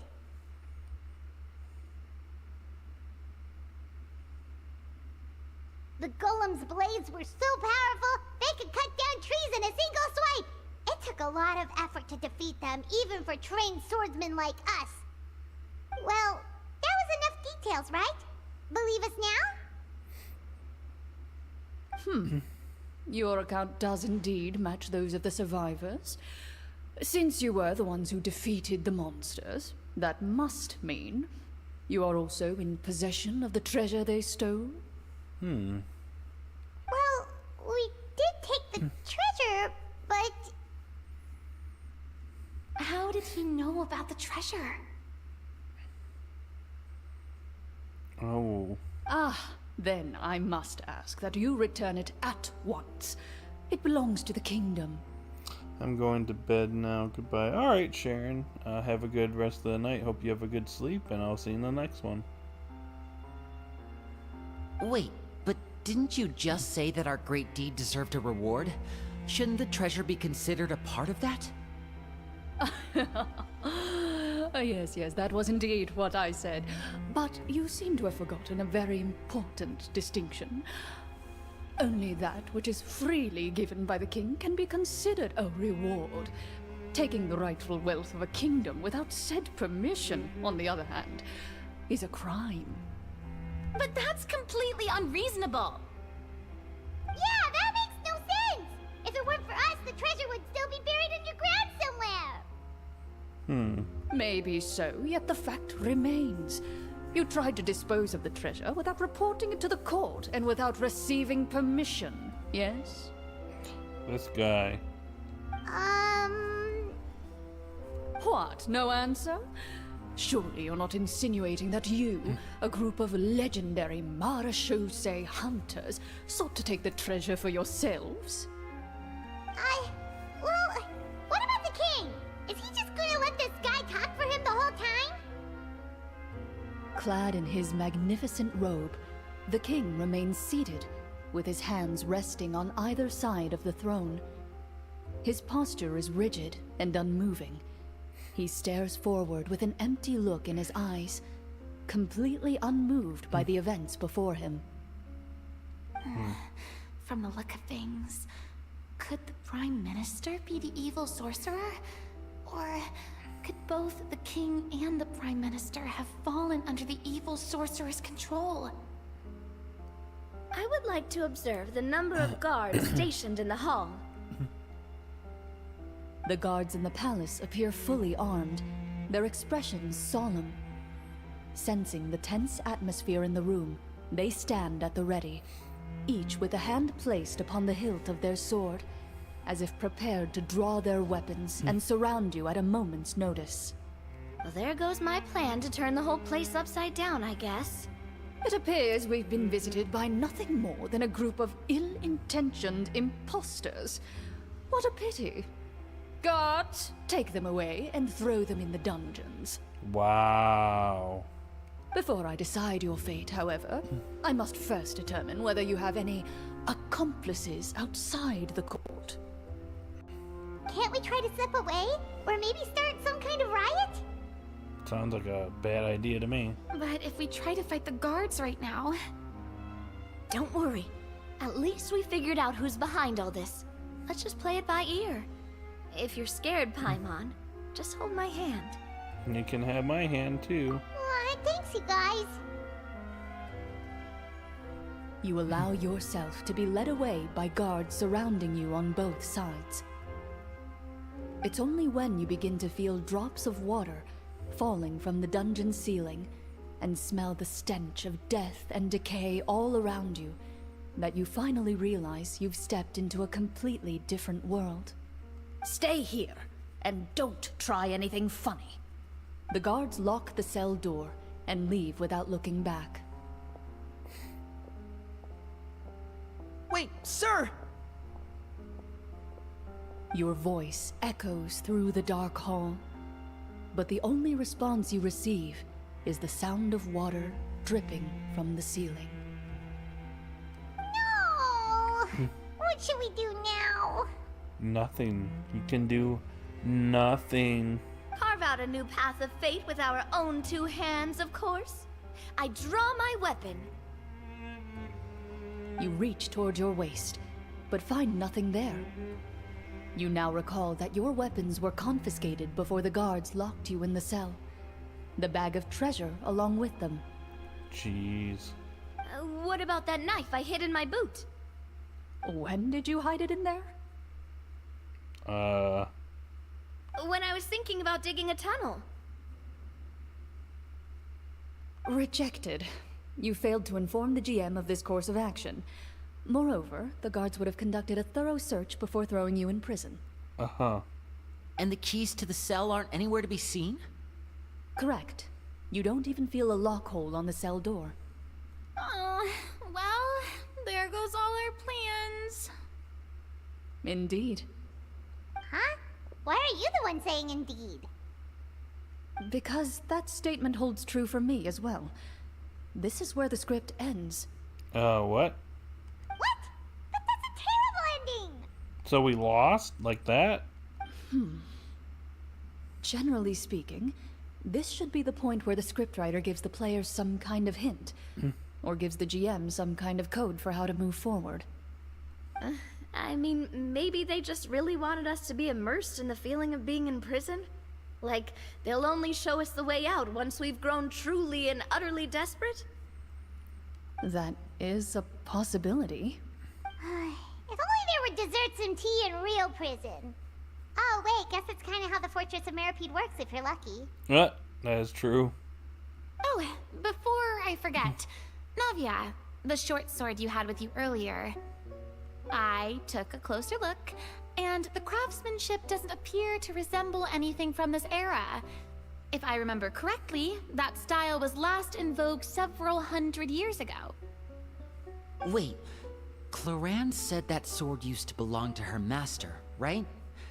Does that mean her master has been alive that long? Really? I doubt it. The way she went about things often made her seem childish more than anything. I'd say the sword was most likely an heirloom passed down over time. Hang on. A precious heirloom passed down to you by your master.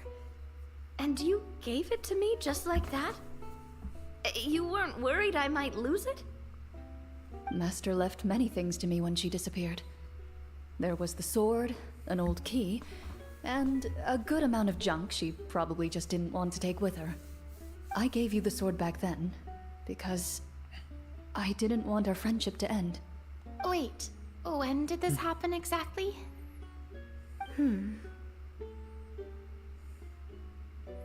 I think I know.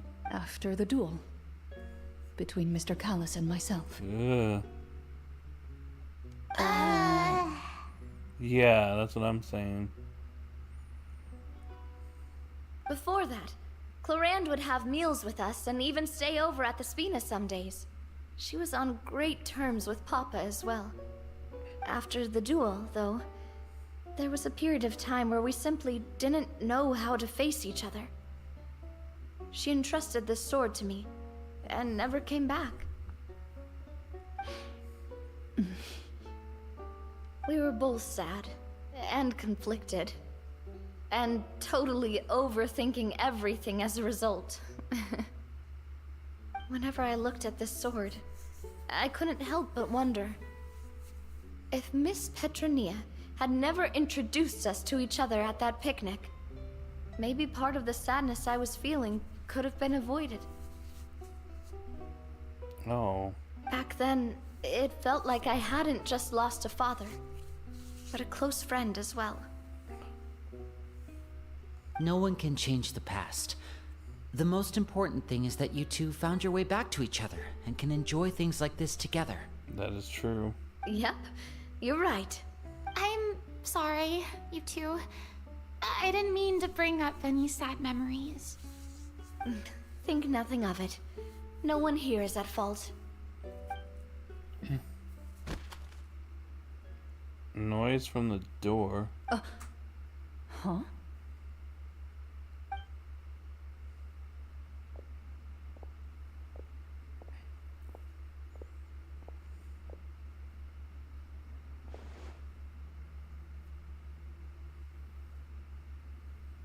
Oh.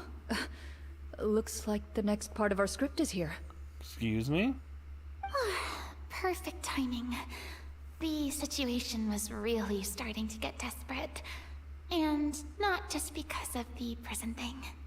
From Clorinde's face, Paimon really can't tell if it's good news or bad news. Speaks of her to her professionalism as a senior GM. Maintaining a poker face takes a true skill. Water continues to drip from the ceiling. In this lightless dungeon, you lack a reliable way to tell how much time has passed. Eventually, you get used to the unpleasant odor of straw, mold, and rust, and find yourselves alternating between fits of drowsiness and despair. Suddenly, you hear footsteps outside the door. Heads up, everyone. Someone's coming. Gather close, everyone, and keep your voice down. What? I think this isn't part of the game.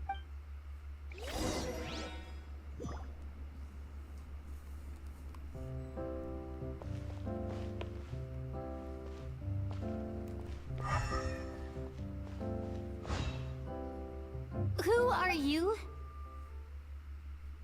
I work as a guard in these dungeons, but my true identity is the same as your own. I'm also a Marechaussee hunter. Huh? Shh. I've already sent away the other guards, but if we make too much noise... I understand, but how can we be sure we can trust you? The king has issued a formal decree. In light of the irrefutable proof of your crime, you're to be executed before tomorrow's sunrise. What? If you want to escape, it has to be now. Executed? We barely did anything! Monsters appearing at the same location as the treasure. Could this entire thing have been a trap? There will be time for speculation once we're out of here. As for my identity, I have no way to prove that to you just yet. Infiltrating the capital was difficult, and finding a chance to speak with you has taken a lot out of me. I could go on, but I think we can all agree that now is not the time for details. Doesn't look like we have any other choice. Have you seen our weapons anywhere, sir? Don't worry, I brought them with me. They're just behind the door. Still, these weapons alone won't be enough to defeat the true enemy behind the scenes. His faction is too powerful. The guards are all under his control, and he's even stationed a number of golems in various rooms throughout the palace. To defeat him, you must find a secret vault. It is said that within that vault, the Marechaussee hunters of the past left behind a treasure with the power to defeat the sorcerer. You're not coming with us? No, I'll remain in the dungeons to deal with the guards. I'll try my best to distract them so they don't go after you. As long as my identity is not revealed, I'll be able to aid you when the final battle comes. In that case, please stay safe. Thank you for your concern. I will do my utmost. As for the location of the vault, here, this map should lead you there.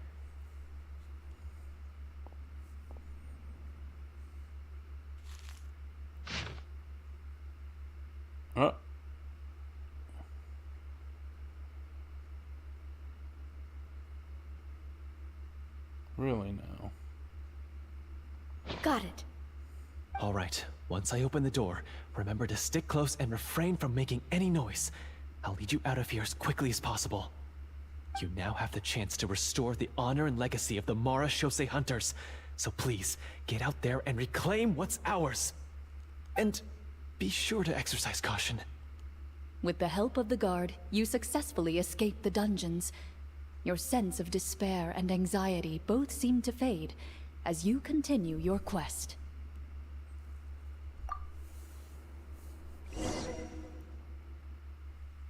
Wait, we didn't get to use our skills at all while we were in prison.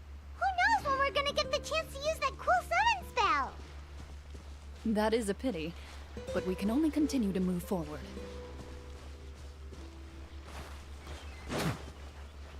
Yeah, let's go. Settle down.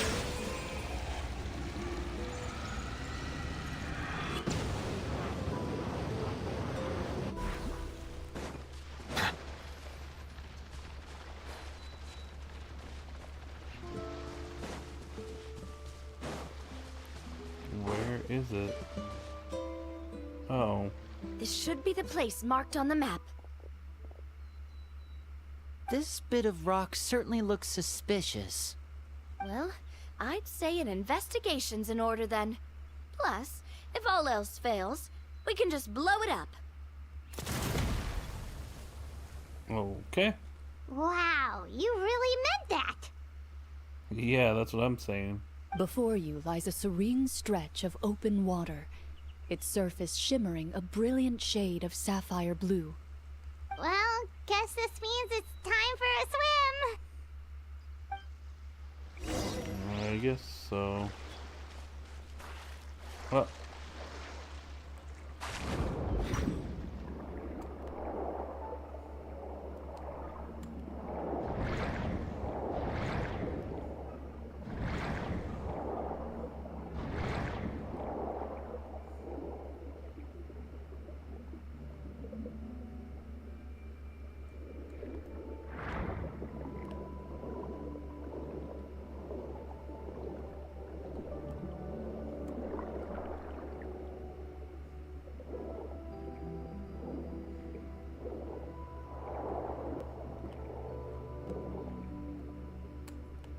Where do I go? Oh.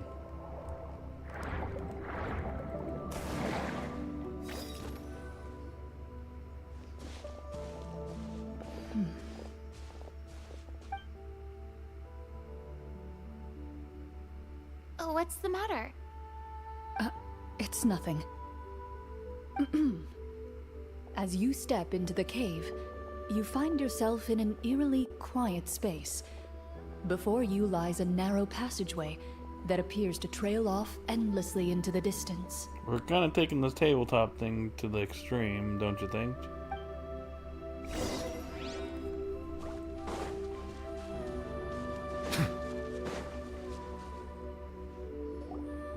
Wow, this must be where the treasure is hidden.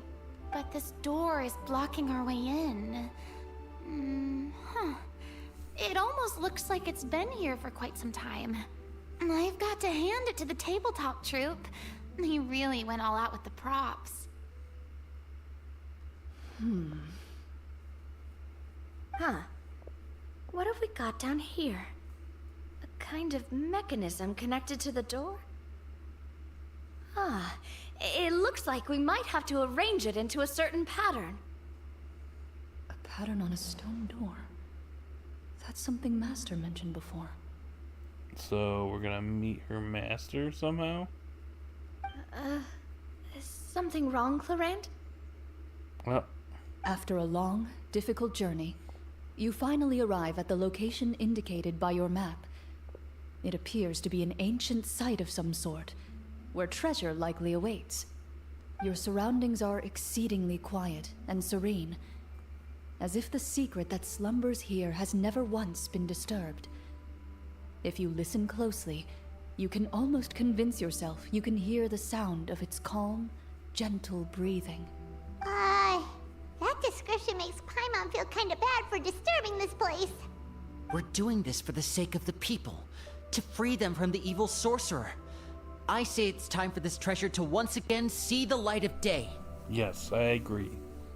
Linny's right. We need to keep going. The future of the kingdom depends on it. That's right, Navia. The next part of the story requires us to solve the puzzle, right? Let's start exploring the area. Yes, that should be fine.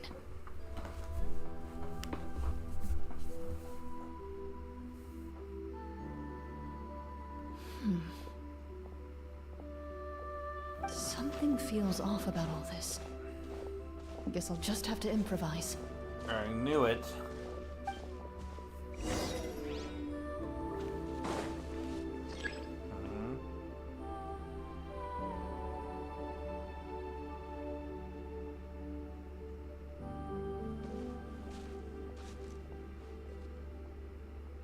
I see.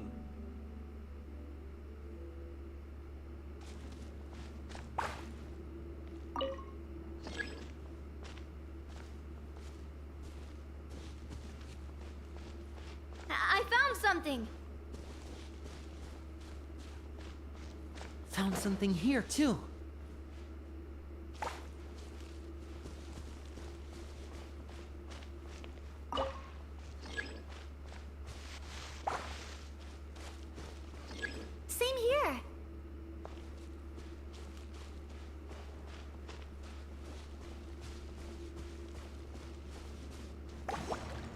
trying to figure it out.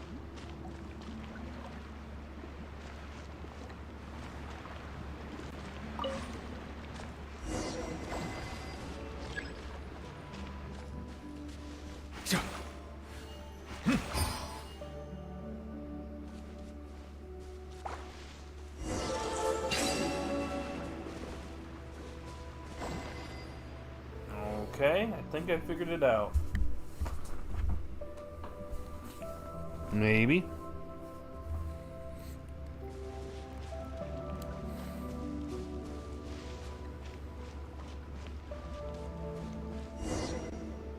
There we go. That's the way. It worked! Something just appeared. Some kind of new mechanism, maybe? No, it's a bag, Lenny. By solving the puzzles, you prove yourselves worthy of inheriting the secrets of the past. At the end of each puzzle, you're rewarded with... Rewarded with what? With? a key. Key? Huh? Oh, it must be the key to the big door.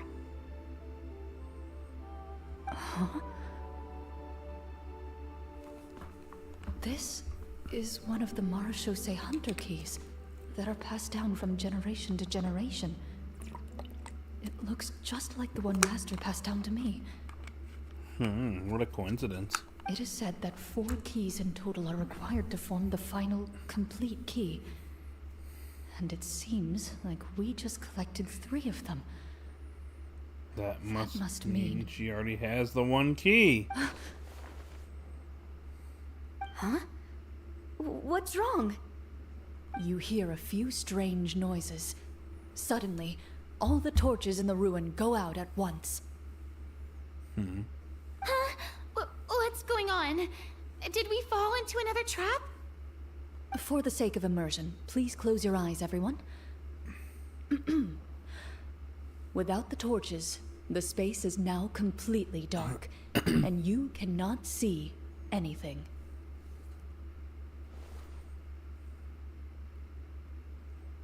But Paimon can still see a little bit over here. Come on, don't break other people's immersion. Oh, right. Sorry. Suddenly, you hear the sound of footsteps pierce through the darkness. There's someone else here? Oh, this is so unsettling. I can't see anything. You open your eyes. I've been discovered then. I knew it. Wait, that voice, it's... You recognize the voice as belonging to the guard who led you to this place. It appears he now covets the treasure for himself and has come to stake his claim. Oh, so this is just part of the script. Then I can probably relax. Well, if we can't see anything, that means we can't fight to the fullest of our abilities. Should we retreat for now?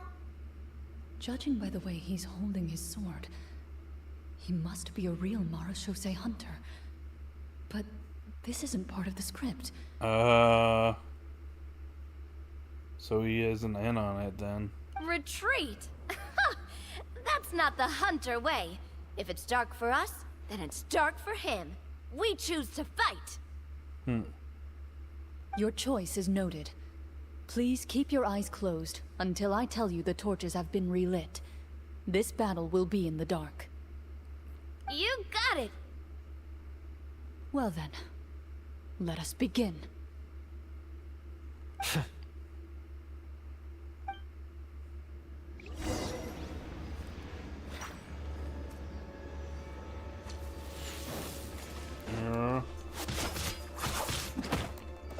Into the shadows. I'd like to try to hit him with my sword. Your strike is successful. Ha! You're facing a veteran Marechaussee hunter. Is he still standing? Goodness, he sure has... A lot of HP. Is it over? Can we open our eyes now? Yep, we beat him up. The enemy is strong and relentless, but the battle is nearing its end. The torches have not been relit. What about now? Final strike! Ha!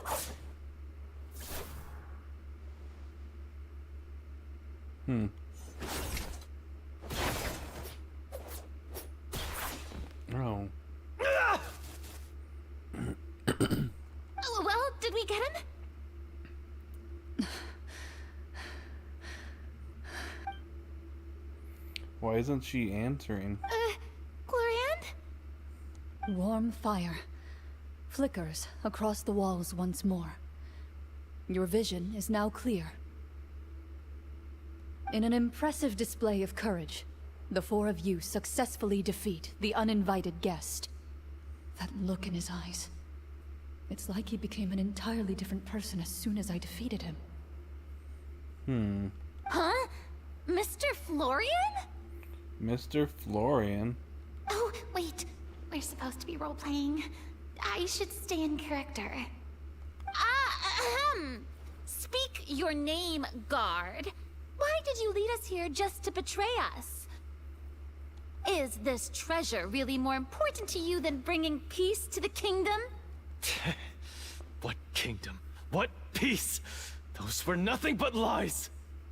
I, Florian, am a true Marechaussee hunter, descended from hunters of ages past.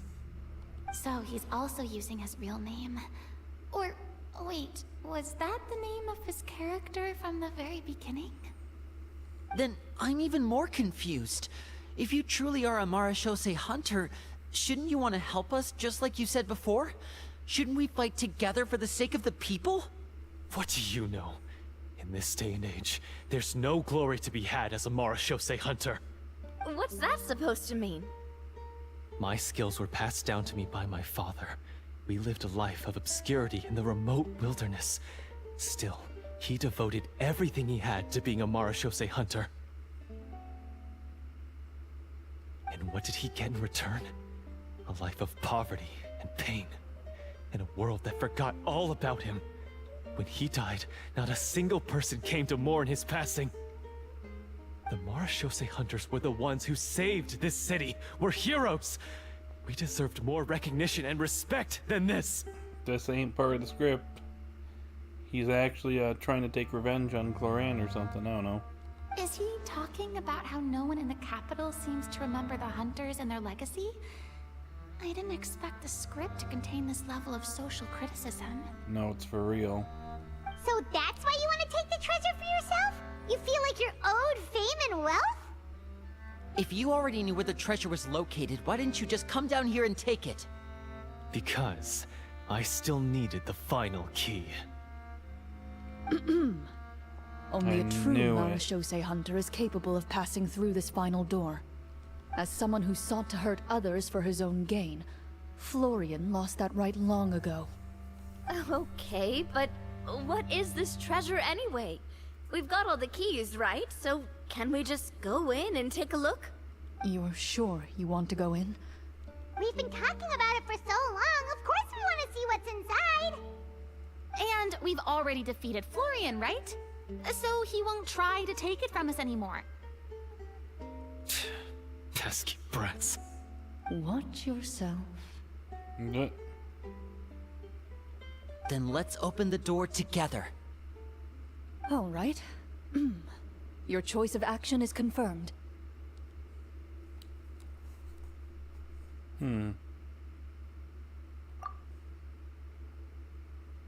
her own key. Interesting. Before you, the door to the treasure, sealed and undisturbed for more than 100 years, finally swings open.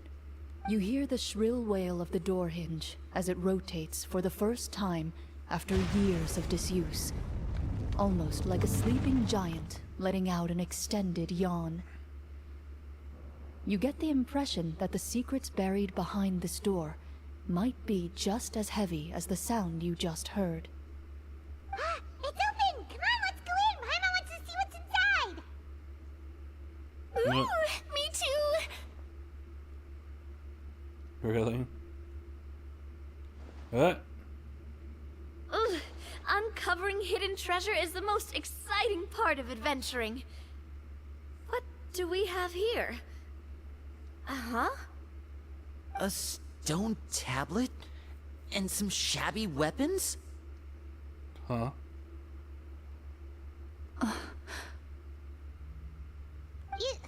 You call this a treasure vault? Looks more like an abandoned warehouse. Maybe the troupe ran out of budget at the end? They provided a super immersive experience at the beginning only to drop the ball at the most important part? They could have at least filled this place with cardboard Mora or something. Wait, I get it now. Paimon, this is the real Marashose Hunter treasure. Yeah, now you're getting it? Really? This is it? The Marashose Hunter treasure is just a stone slab and some broken swords? I can't believe it. I refuse to believe it!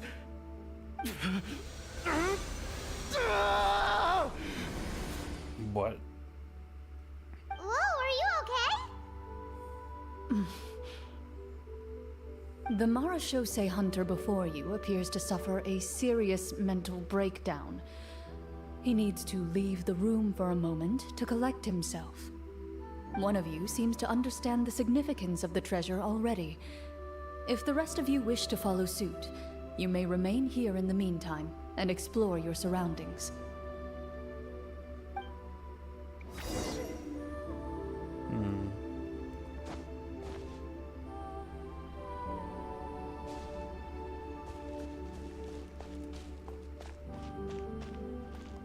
Walter.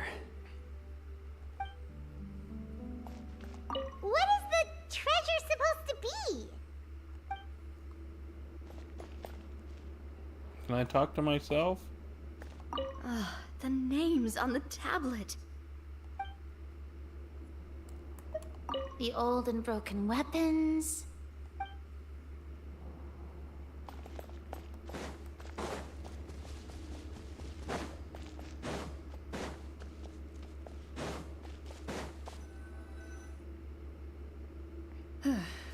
So, how are you doing? Feeling any better? What just happened? Do you remember how you got here? Or what happened to your body just now? Oh, don't tell me it's like a symptom from what was going on in Petrichor. I remember now. I brought you here because I wanted to... The explosives in the cave! What? You mean these? Huh? How did you... I could tell something was off the moment I stepped into this cave, so I kept an eye out. I've already dismantled the whole thing. Huh. So the strongest champion duelist in all of Fontaine saved the day once again. Guess I shouldn't be surprised. It would seem your skills as a Marashose hunter are as sharp as ever. I deserve some answers, don't you think? Tell me why you wanted to lure me here. Everything you said earlier sounded like the truth. Luckily, your monologue was dramatic enough to convince my friends you were just role-playing. I don't know. I just always felt like there was something in my heart that didn't belong to me. Something agitated and angry. Who knows? Maybe it was my own anger all along. I could never really tell. I don't know what the hell's going on. The feelings about my father and the other Marashose hunters are real. It just wasn't fair. I was angry, bitter that no one remembered them or praised their accomplishments. I don't know when it started, but at some point, my anger came to completely consume me.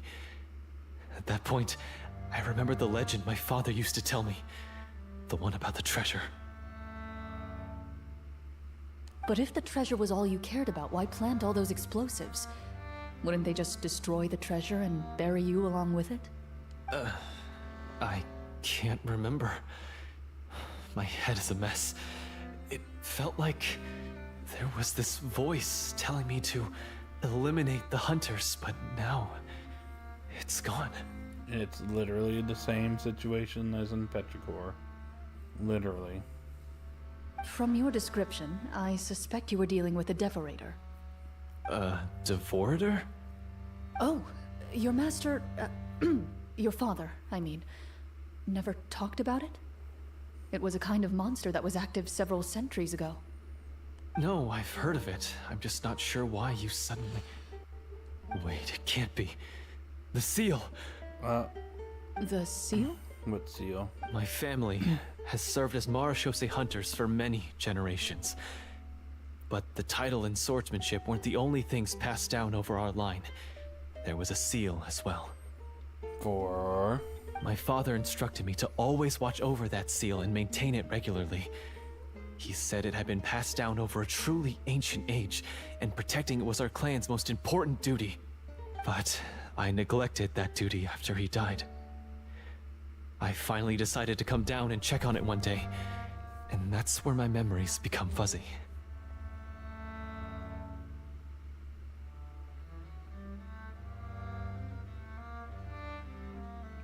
The Devorator would be a formidable adversary for any mortal being, even ones as capable as the Hunters. If you lacked the power to completely destroy it, you could easily fall prey to its influence and corruption. In light of this, some Marashose hunters chose to seal the Devorator away, in the hopes that a permanent solution would come with the passage of time.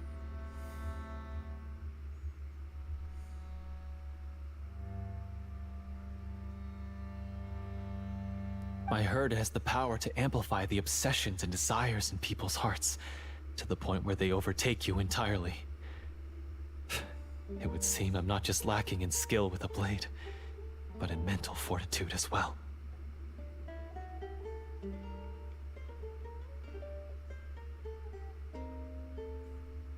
And yet, you were able to retrieve 3 of the 4 keys. If I remember correctly, each was entrusted to a respected and capable hunter. How did you manage it?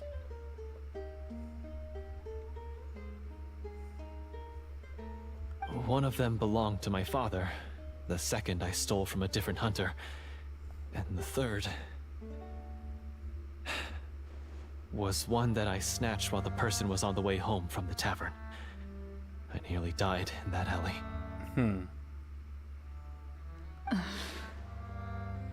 I know just how strong you are.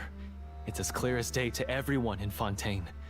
I observed you from dusk to dawn, but could never find any opportunity to sneak up on you. I never even saw you drink a single glass of liquor. The only way I could think to obtain that last key was to lure you here using your hobby, and then... Oh, I get it now. That monster, it wanted to bury you here alongside the treasure. I won't comment on anything else, but the script was good. So he set this up to trick us all. Well, I did pour my heart and soul into it.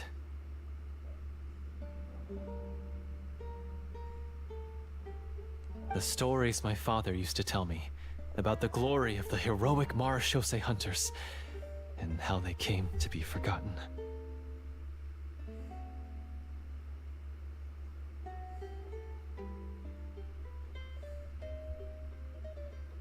It's more than just a story. Huh? You're proud to be a hunter. You're still holding onto that part of yourself, no matter how small. I have done so many despicable things. I have nothing to be proud of. Then explain the purpose of the evil sorcerer in your story. Isn't he the true antagonist? The one who sought nothing but his own gain, and used the people as pawns to attain it? In your heart of hearts, he was the one you truly wanted to defeat. But I've already tainted my sword. I no longer have any right to... Wake up, Florian. Remember how you introduced yourself earlier. Do you really think the hunters acted out of a desire for honor and glory? Or to be loved and acknowledged by the people? What did your father teach you about our order?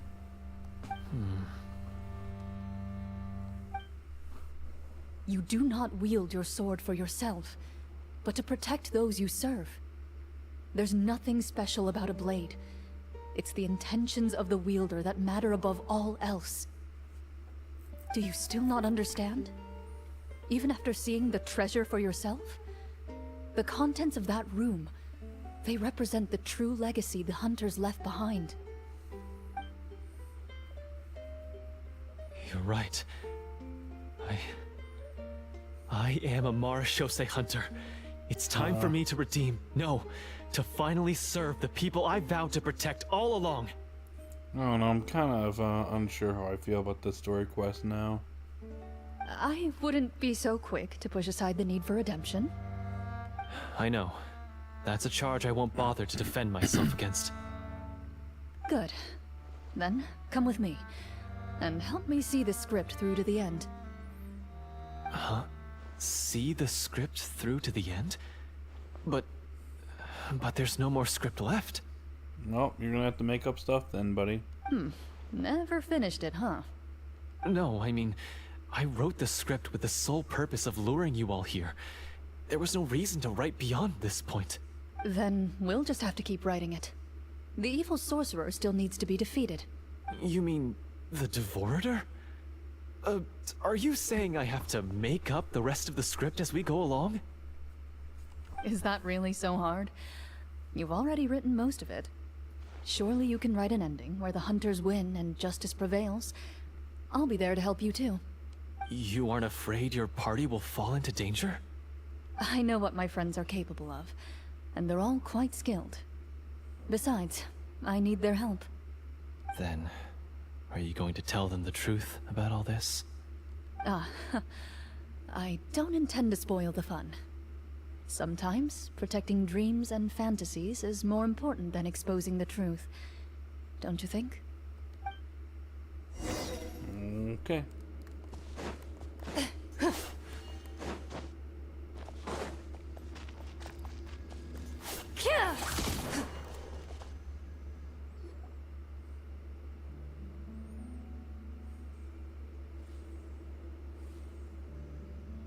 They're back!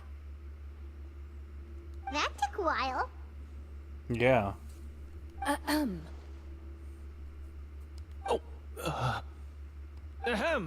My fellow Marashose hunters, please forgive me, for I have sinned. Tone it down. Sorry. After crossing swords with you and witnessing your courage in battle, I've rediscovered my true self and regained my pride as a Marashose hunter. Oh, do I smell a redemption arc? I confess, I was brainwashed by the evil sorcerer. He asked me to lure you here so he could bury you in this cave. That little... Wait, you're saying all of that wasn't you, but the evil sorcerer? That's right. He's adept at manipulating the hearts and minds of the people. I fell under his influence because I did not possess a strong enough sense of will. Huh. And how are you going to prove that you're a changed man? We're not going to fall for the same trap twice. To be perfectly honest, I only came to my senses after seeing the treasure. It reminded me of my father's past teachings. The treasure was actually... The names of all the Marashose hunters from ages past and their weapons? Wait, you already know? Yeah, we do. What you gonna do about it, huh? Of course. Don't underestimate a veteran role player's exploration skills. Oh, wait, I mean Marashose hunter Navia's exploration skills. We just finished reading through the content of the stone tablet. That tablet recorded the lives of some fascinating people. For example, this Marashose hunter called Est. I recognize that name. Isn't that from the See Bygone Arrows quest thing? She inherited the responsibilities of the Golden Hunter and passed judgment on many people. But in private, she had a very easygoing personality. Her favorite pastime was singing and dancing with her friends, and she was said to have a beautiful voice. So, she was just like you. Huh. Oh, you really think so? Well, when you put it that way, I suppose I also have a few things in common with this Walter. Working as an executioner, he supposedly used a countless number of tricks to confound his enemies in battle. Oh, if only I could have seen the feats of magic he pulled off back then. Their lives were all so exciting. You could write so many cool books about their accomplishments. How could they have all been forgotten? Because they chose to be. To hunt monsters that only appear in the shadows, you must also operate in the dark. To be a marechaussee hunter is to willingly give up on wealth and fame.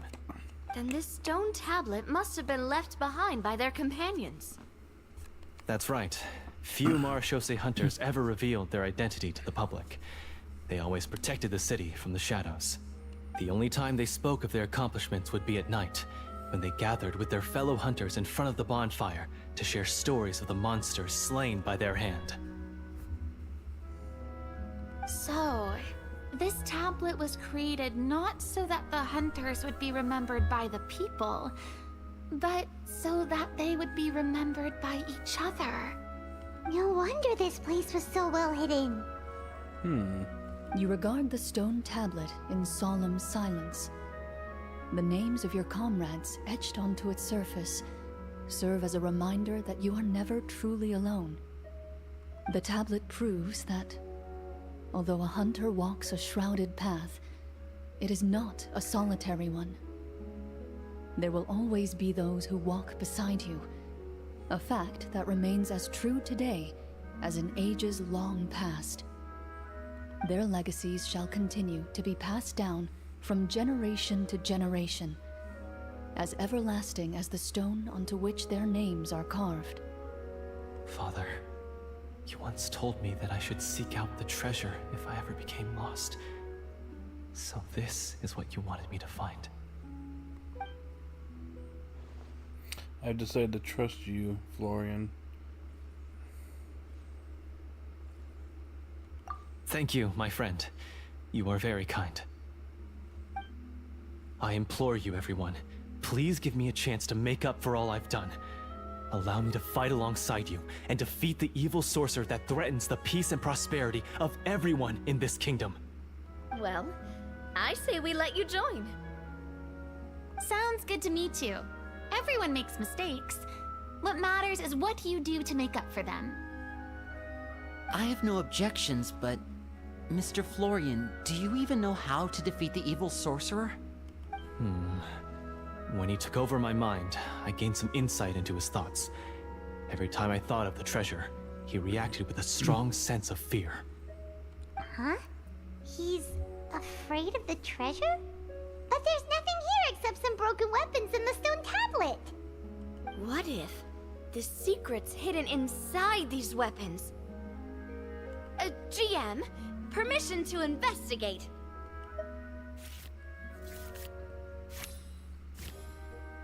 Good.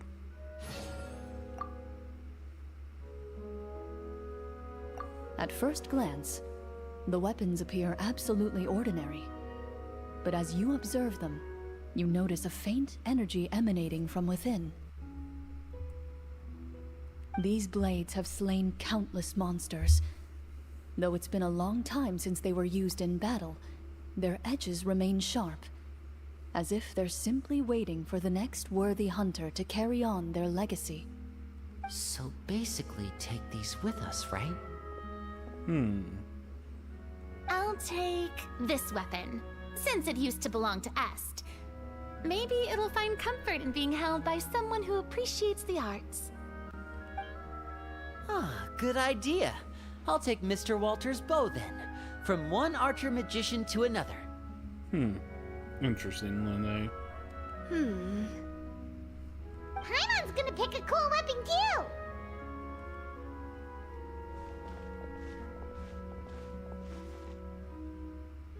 As you grip your weapons, you can almost feel the will of past hunters coursing through your being. It's a feeling of courage, determination, a silent vow passed down from generation to generation that says, eradicate the monsters, no matter the cost.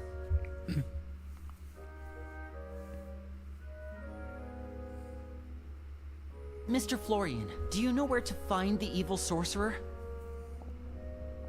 I was able to see his surroundings when our minds were connected. I believe he's currently hiding out at the church in the kingdom. We must be extremely careful. He's spent so long living among monsters that he's now taken the form of one. He will not be easily defeated. Then why don't we explore some more and try to find some higher level gear? We don't want to just fight him and lose, right? Oh, no, we have to strike now. He was greatly weakened when I managed to break out of his control. If we let him rest, he might have time to escape. I agree with Mr. Florian. We've got to act while we have the advantage. Don't forget, the people of the capital are counting on us. Yeah, now that we've got a plan, there's no point in waiting. The longer this drags on, the worse it will be for everybody. Alright. Yes, that's what's called... Taking the initiative, catching your enemy off guard. Yes, that's exactly right. Alright, you've persuaded Paimon. Mr. Florian, please, lead the way. Of course. Follow me. He had to set up so many scenes today, and now he has to join in for this last part. I really don't envy his job. Finally, you decide to slay the evil sorcerer and bring peace back to the kingdom once and for all. As you walk away, you feel the gaze of the stone tablet at your back, as if all the hunters of the past are wishing you success in the battle ahead and awaiting your triumphant return. Alright, where are we going?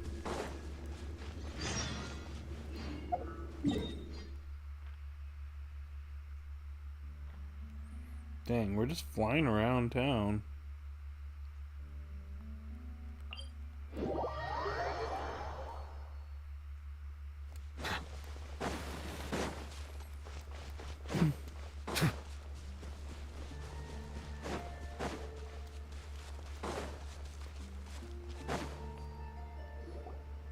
Finally, you arrive at the church Florian described. Basement. As you approach, an ominous aura surrounds you. You get the sense that your enemy is close at hand. How strange. This uneasy feeling seems so real. How did they manage that? Now, it is time for the final battle. Let's go!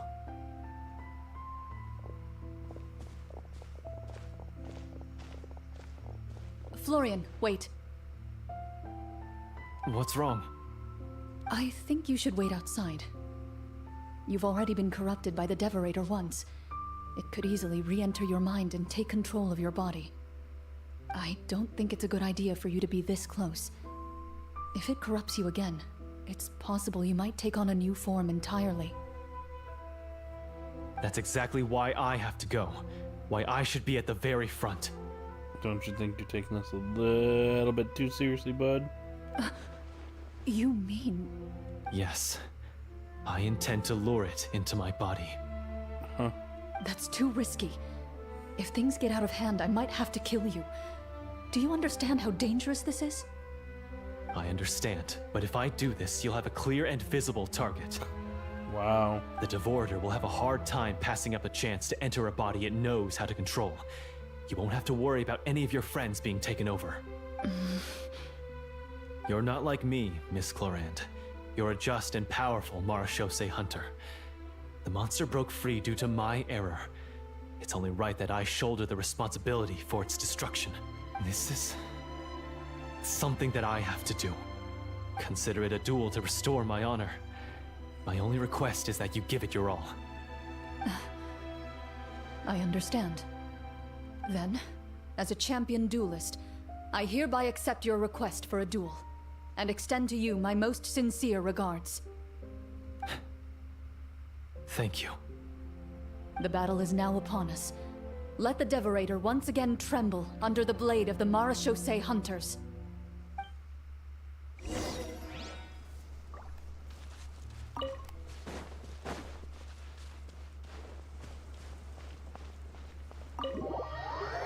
Alright, here we go.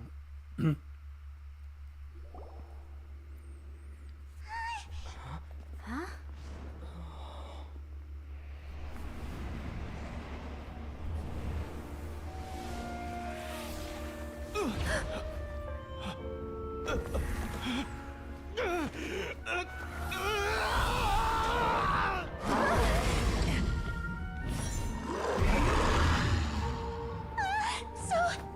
lifelike.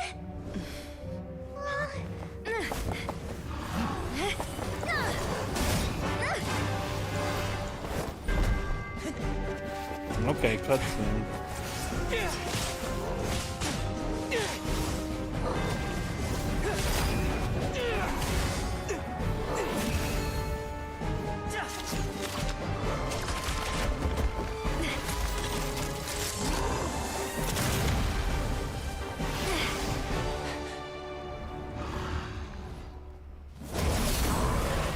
Why is nothing working?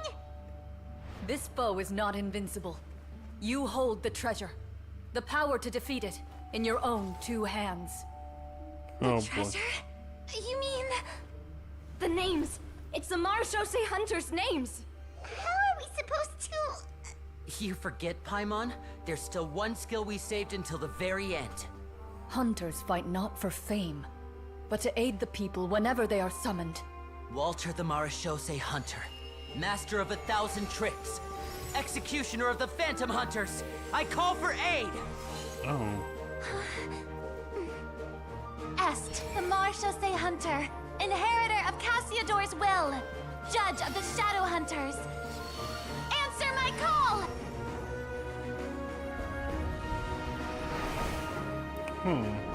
Petronia, protector of justice and order. The hunter I respect the most. Thank you for saving my friend, the best one I'll ever know. Please, lend us your strength. We're actually gonna see her?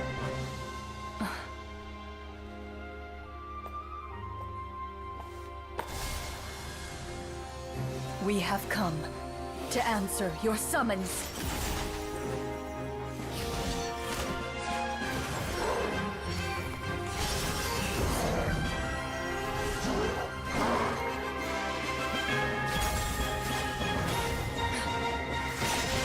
Goodbye.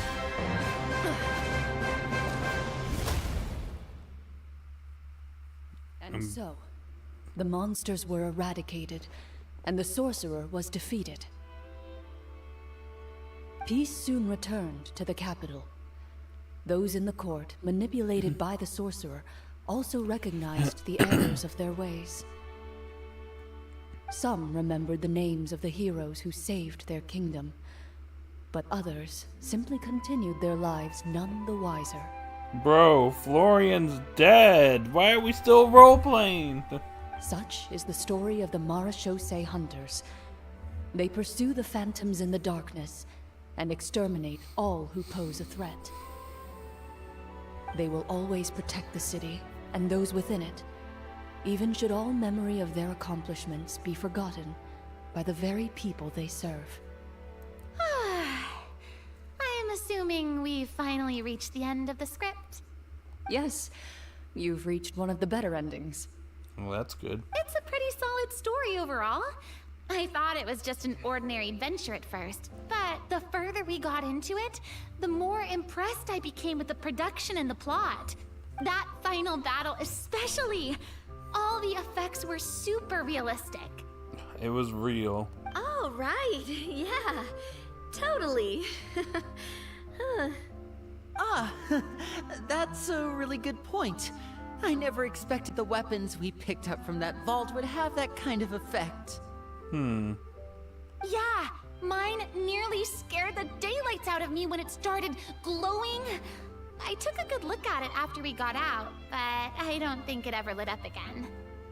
Oh, we should probably give these props back, right? I'll just leave mine here. Oh. Did you have a good time? Of course. Let me know if another script like this comes around. Sure, no problem. Then I'll head back for now. I think I need some time to fully digest everything that just happened. Once Mr. Florian is awake, please pass on my regards to him.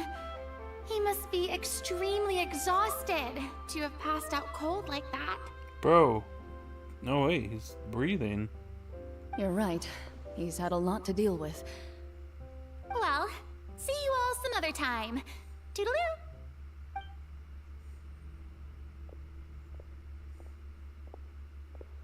Well, she's happy. Okay, so, can I ask now? I think it should be fine, yeah. Oh, they know. What in the world was going on back there? So you saw through all of that? That time in the cave when you told us to close our eyes, it'd be weirder if we didn't notice anything. Oh. I was dying of curiosity the entire time. I mean, you did a pretty bang-up job of pretending nothing had gone wrong. Farina actually looked like she thought all of it was planned. Guess none of us wanted to be the one to break the illusion. What are you all talking about? Yeah, what's going on? I was just playing along too. Oh, wait. Don't tell me Paimon never... Oh, this is all my fault. It's not too late to cover your ears. Here, Paimon. I'll do it for you. What? A bit late for that, don't you think? Yeah. You're saying everything that happened back there wasn't actually part of the script? It's probably more accurate to say this was never a real scripted story to begin with. Oh, okay. Yeah. What? So loud. My head. He's alive. Hey, you! Get up right now and explain yourself! Oh, she's mad. She's angry. No shaking, please! Oh, my head.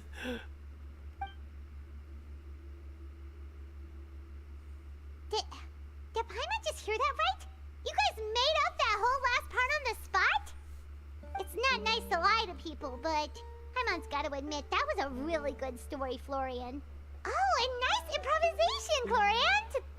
Yeah, it was like watching a magician improvise a spectacular magic trick after forgetting an important prop. If Paimon knew something was wrong with that vault, she would have floated straight in the opposite direction. Everything was under control. As if you've ever described a situation as being out of control. I'm pretty sure any situation you consider to be easy to handle would scare a reasonable person half to death. Guess I'm just used to it. You must run into a lot of unexpected situations then. That explains why you're so good at coming up with things on the spot. As for you, Florian, I know there's no excuse for what I did. I'll turn myself into the guards at once, confess my crimes, and accept any punishment that comes my way. Goodbye. To those Fortress of Mirapede you go. I would say you've already suffered more than enough. What? You may have been blinded by fame and fortune in the beginning, but your actions during the final battle had proven you to be a true Marechaussee hunter. You'll be far more used to the city above ground than below. Your job as a hunter is more important. But... Of course, you'll still need to take the keys and pay a personal visit to the 2 hunters you wronged. Prepare to accept any terms they give you as well. yes, of course. As far as I'm concerned, though, your showing in the duel was enough to prove your honor. Then I'll do exactly as you said. I'll go return those 2 keys right now. Thank you so much, everyone. I'll do my best to prove myself worthy of the second chance you've given me. I swear this on my name and honor as a Marechaussee hunter. You better, dude. Until we meet again, everyone.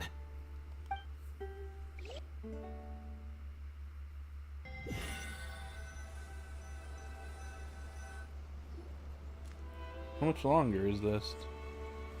Speaking of Marechaussee hunters, what should we do about the treasure in that cave? Leave it be. Are you sure? We could show it to people, make it so that the hunters are remembered. Don't you want that? No. Every name on that tablet made the same choice. All hunters know what the path entails. I am no exception. My identity as a Marechaussee hunter is not something I need people to remember. I wish only to be recognized as a champion duelist. Nothing more. That's certainly very different from the path of a magician. Still, I admire your decision.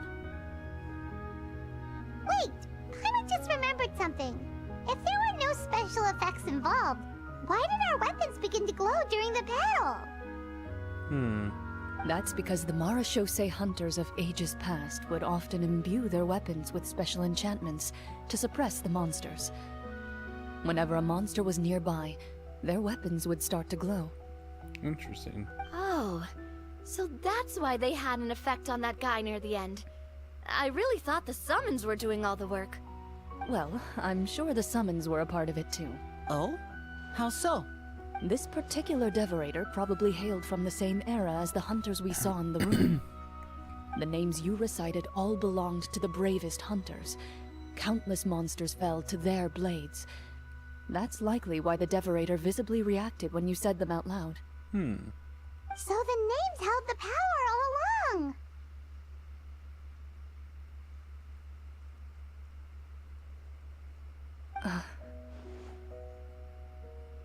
Navia, everything you said during your summon. Huh? Oh, I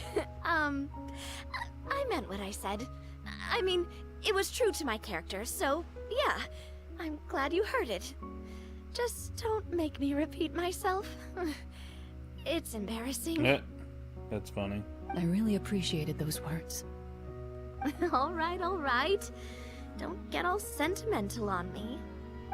Anyway, let's not talk about that anymore. I'm going to go on ahead. Don't fall too far behind now. She ran off.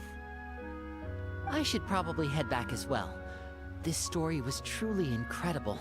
I might have to spend the whole night telling my siblings all about it. See you later. Yeah, no, Lynette, or Fremine.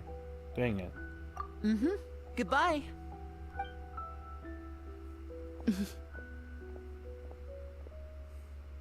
Traveler, should your name and deeds be forgotten, what do you think the significance of your journey will be? It's a good question. I suppose the significance would be the journey itself and the world we helped create. There's still value in the time I shared with everyone here, in the things we were able to accomplish, even if no one remembers them. Good point. A great answer. I'll remember it. What would your answer be, Clorinde? Me? The Marachose hunter says nothing in response to that question. Perhaps her answer lies in her silence. An unspoken vow left to echo through the night. The path she walks needs no explanation. It's done.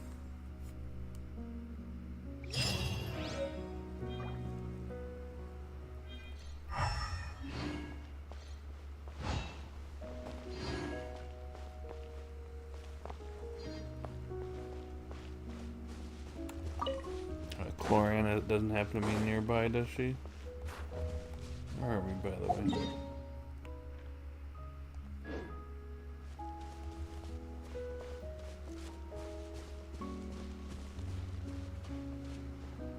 Oh, this is where we are. Interesting. Alright. Did that take care of my commissions? Please tell me it did. Yes, it did! Yes, don't have to do them.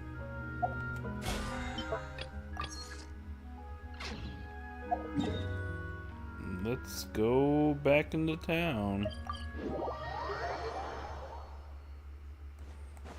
Let's get my other team out here. Ad Astra. Thank you for Ad Astra.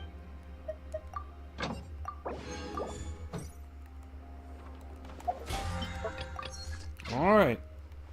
Since nobody's here, I'm just going to wrap up the stream now. But if you happen to be here, well, thank you for joining. Thank you to everyone that's joined. Anyways, have a great day or night, Roulette, and I'll see you all later. Bye.